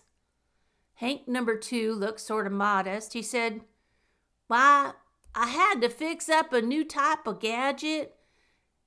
'Peared like since me and you was almost identical, the same person, so to speak, we ought to have sort of psychic bonds, you know, like this ESP they talk about. So I whipped up a psychic trailer and it seemed to work right well." If I had needed any further proof that these Hanks were fundamentally the same person, I had it now. Both of them were scientific pioneers. They had a native inborn ability to create, seemingly at a moment's notice, gadgets of such scientific scope that no other man would have believed them possible. But neither of them could ever give a plain, coherent reason as to how their inventions worked or why they had dared think it would work in the first place. My Hank accepted the statement as if it were quite commonplace. "Nice going," he said calmly. "You gonna lead us back where we belong?" The other Hank shook his head. "It's a little more complicated than that," he demurred. "I've been figuring it out, and it works only up to a certain point. You see, I can only take you back to where I was, where I first seen you. If I take you back to your place, I don't exist. But you do exist in my place because you was in it once, see? So, nodded our Hank gravely, and he glanced at Helen and me speculatively. "Did you tell 'em the rest of it?" "Why, no, I didn't. I figured what they don't know won't disturb 'em. Of course, there'll be a little bit of confusion at first, but—" "What?" demanded both Helens simultaneously. "Are you two talking about?" The query silenced both Hanks suddenly. Then Hank number 2 said, Well, come on. Follow me. I'll go slow and call the stud sentence for you so's you can follow. 104. 104, repeated our Hank dutifully, and he pushed a button, so off we went again. Even I could see that this time our journey was a shorter, more direct, and more logical one than the haphazard voyage on which our incomplete time machine had borne us. I began to recognize a certain form, a certain coherence to the unfolding historic or pseudo-historic stops we made from time to check our course. Out of the scramble of heterogeneous possibilities, we merged into a history which was based on certain fundamentals every American schoolchild knows. We left those impossible Americas where foreign nations ruled, settled into a background approximating that I was accustomed to. There were still differences. Once we bumped into a political meeting of a party known as the Bull Moose. Helen said, "Why, I remember reading about that party. Theodore Roosevelt." "In 1912, finished the other Helen. "We must be getting close, Hank." "Yes, sweetie pie," said our Hank abstractedly, and blushed a brilliant crimson as he saw our Helen glare at him. We had one frightening experience. We came to a time wherein we looked out upon our little college town. We had set the positional stops by now, and were hovering above the possibilities of that place, to find it a smoldering pile of wreckage and ruin. We were so horrified by this that we had to stop and discover the reason. It took some little doing, but finally we succeeded in learning the whole story. This desolate scene was my fault. In one of my possible existences, I had made the horrible mistake of paying my favorite tailor the money I owed him. Overcome by this unexpected fortune, he had gone out on a big drunk. As a result, he'd come home and set his shop on fire. The fire, getting swiftly out of control, had laid the entire city to ruin, killing hundreds and making thousands homeless. My double and I shuddered when we heard this awful tragedy. Helen shuddered too and stared at me severely. "Let that be a lesson to you, Jim Blakeson. Never run up bills like that again." "It is a lesson," I promised her. "I swear I will never pay any tradesman every cent I owe him so long as I live." And then, finally, the last stud had been pressed, the last instruction given and taken, and for the final time our two ships were hovering in the gray mists which are above time's passageways, and our two pilots were preparing for the move which they seemed to believe would solve our difficulty. And Hank number 2 said, "You got it straight now, Hank. You sit perfectly still. I guide my machine into yours, and at the moment of impact, you and I will both press our temporal landing studs. Right?" "Right," said our Hank. "I guess it's the only way to do it, huh?" "Only way I can see. We got to make a merger." What?" I yelled, sitting bolt upright. Hank said, "Now calm down, Jim. Me figured this all out, and it's the only way we can get back to normal. You see, we and ourselves and the other ship is almost identical. Within 5 minutes or so of each other, we got the same brains, memories, and bodies. It's absolutely impossible for us here in this car to ever get back to exactly the situation we left, because under them circumstances, the ship wasn't never completed. So we got to do the next best thing. That is, we got to merge with ourselves and become the same person again, except that we will never have made this trip. Get it?" "If I do," I howled wildly, "I'm crazy. And if I don't, I'm crazy anyhow. I lose whether I win or lose. But if you think I'm going to become part of that silly-looking ape over there," the other me was howling with equal frenzy, Silly looking ape yourself. Let me out of here, Hank. I'm not going to let him be a part of me. And the two Helens were swacking too. Neither of them entirely fancied the other. Now both began yammering at the same time. The two Hanks looked at each other, and our Hank said, "Now?" "Now," said the other Hank. I saw the two machines drifting together. I cried aloud. I felt the hulls contact. And then there came a moment of brilliant dizziness, a jolting sense of concussion, and a prickling sense of motion. Helen eyed with disdain the wavering, nebulous, egg-shaped machine standing before us. "And what," she demanded, "do you call this?" It's a time machine, honey," said Hank. Then a strange look dawned in his eyes. "Hey!" he said. "Hey! It worked!" I couldn't answer him, because momentarily I was a riot of mental confusion. My thoughts were so wild and so chaotic that they simply didn't make sense. Here I was, Jim Blakeson, standing in a room before Hank Cleaver's brand new time machine.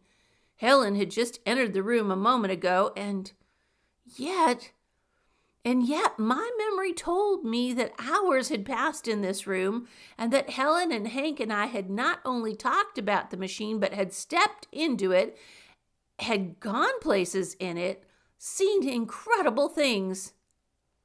Then it all came back to me in a flash, just as it came back to Helen and Hank, and the three of us stood there like wide-eyed cretins, trying to arrange our minds to fit an impossible situation.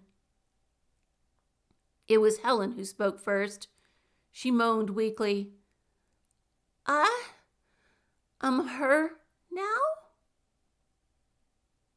"And if you're her," I quavered, "I'm him. What a mess. I'm that heel who was eating the apple. I'm that wisecracking guy who was hungry. I'm both of me?" Only Hank retained a vestige of self-control. He put his arms around Helen, placed one warm hand on my shoulder. "Now, don't get all het up, Jim. You're both of 'em. That's right. But it don't make no difference, you see, because the time lapse was so small. After the merger, we became both ourselves, which was lost in time, and ourselves, which, after seeing ourselves, went out and rescued us. Do you understand?" "Only too well," I moaned. "I understand the biggest mistake of my life was finding you in that Westfield turnip patch. If only I'd left you there."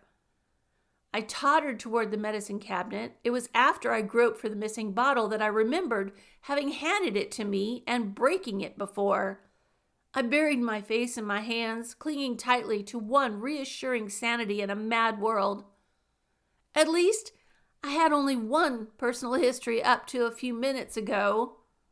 Then Hank disengaged Helen gently and moved to the side of his machine. He stared at it long and mournfully, then picked up a screwdriver. "I promised me," he said, "I'd dismantle this here thing, and I'm a-gonna do it, too, afore my good intentions weaken. It's too dangerous for a man to have around, seeing other time possibilities, experiencing twin memories." He stopped suddenly, stared at us. "Twin memories. The ideas of two minds. I wonder." "Wonder what?" "Them mental cases in hospitals, Jim. You know, what do you call 'ems? Schizophrenics? Fellers with split personalities. I wonder if maybe somehow or another them poor guys ain't just fellers which somehow or another manage to get shunted off their own proper time track into another one, and got their personalities so balled up they go plumb loco trying to straighten them out again. It could be. It's logical enough." I groaned and lurched out. Behind me boomed the merry clank of metal on metal, Hank was cheerfully dismantling his machine. He'd already chosen to forget our recent adventure. Tomorrow was another day. Tomorrow he would be off on still another dark quest down the mysterious byways of law and logic. And why not? For he was the scientific pioneer, Horse Sense Hank, and who ever heard of a horse with nerves? End of section 14. End of 4 stories of Horse Sense Hank by Nelson Bond.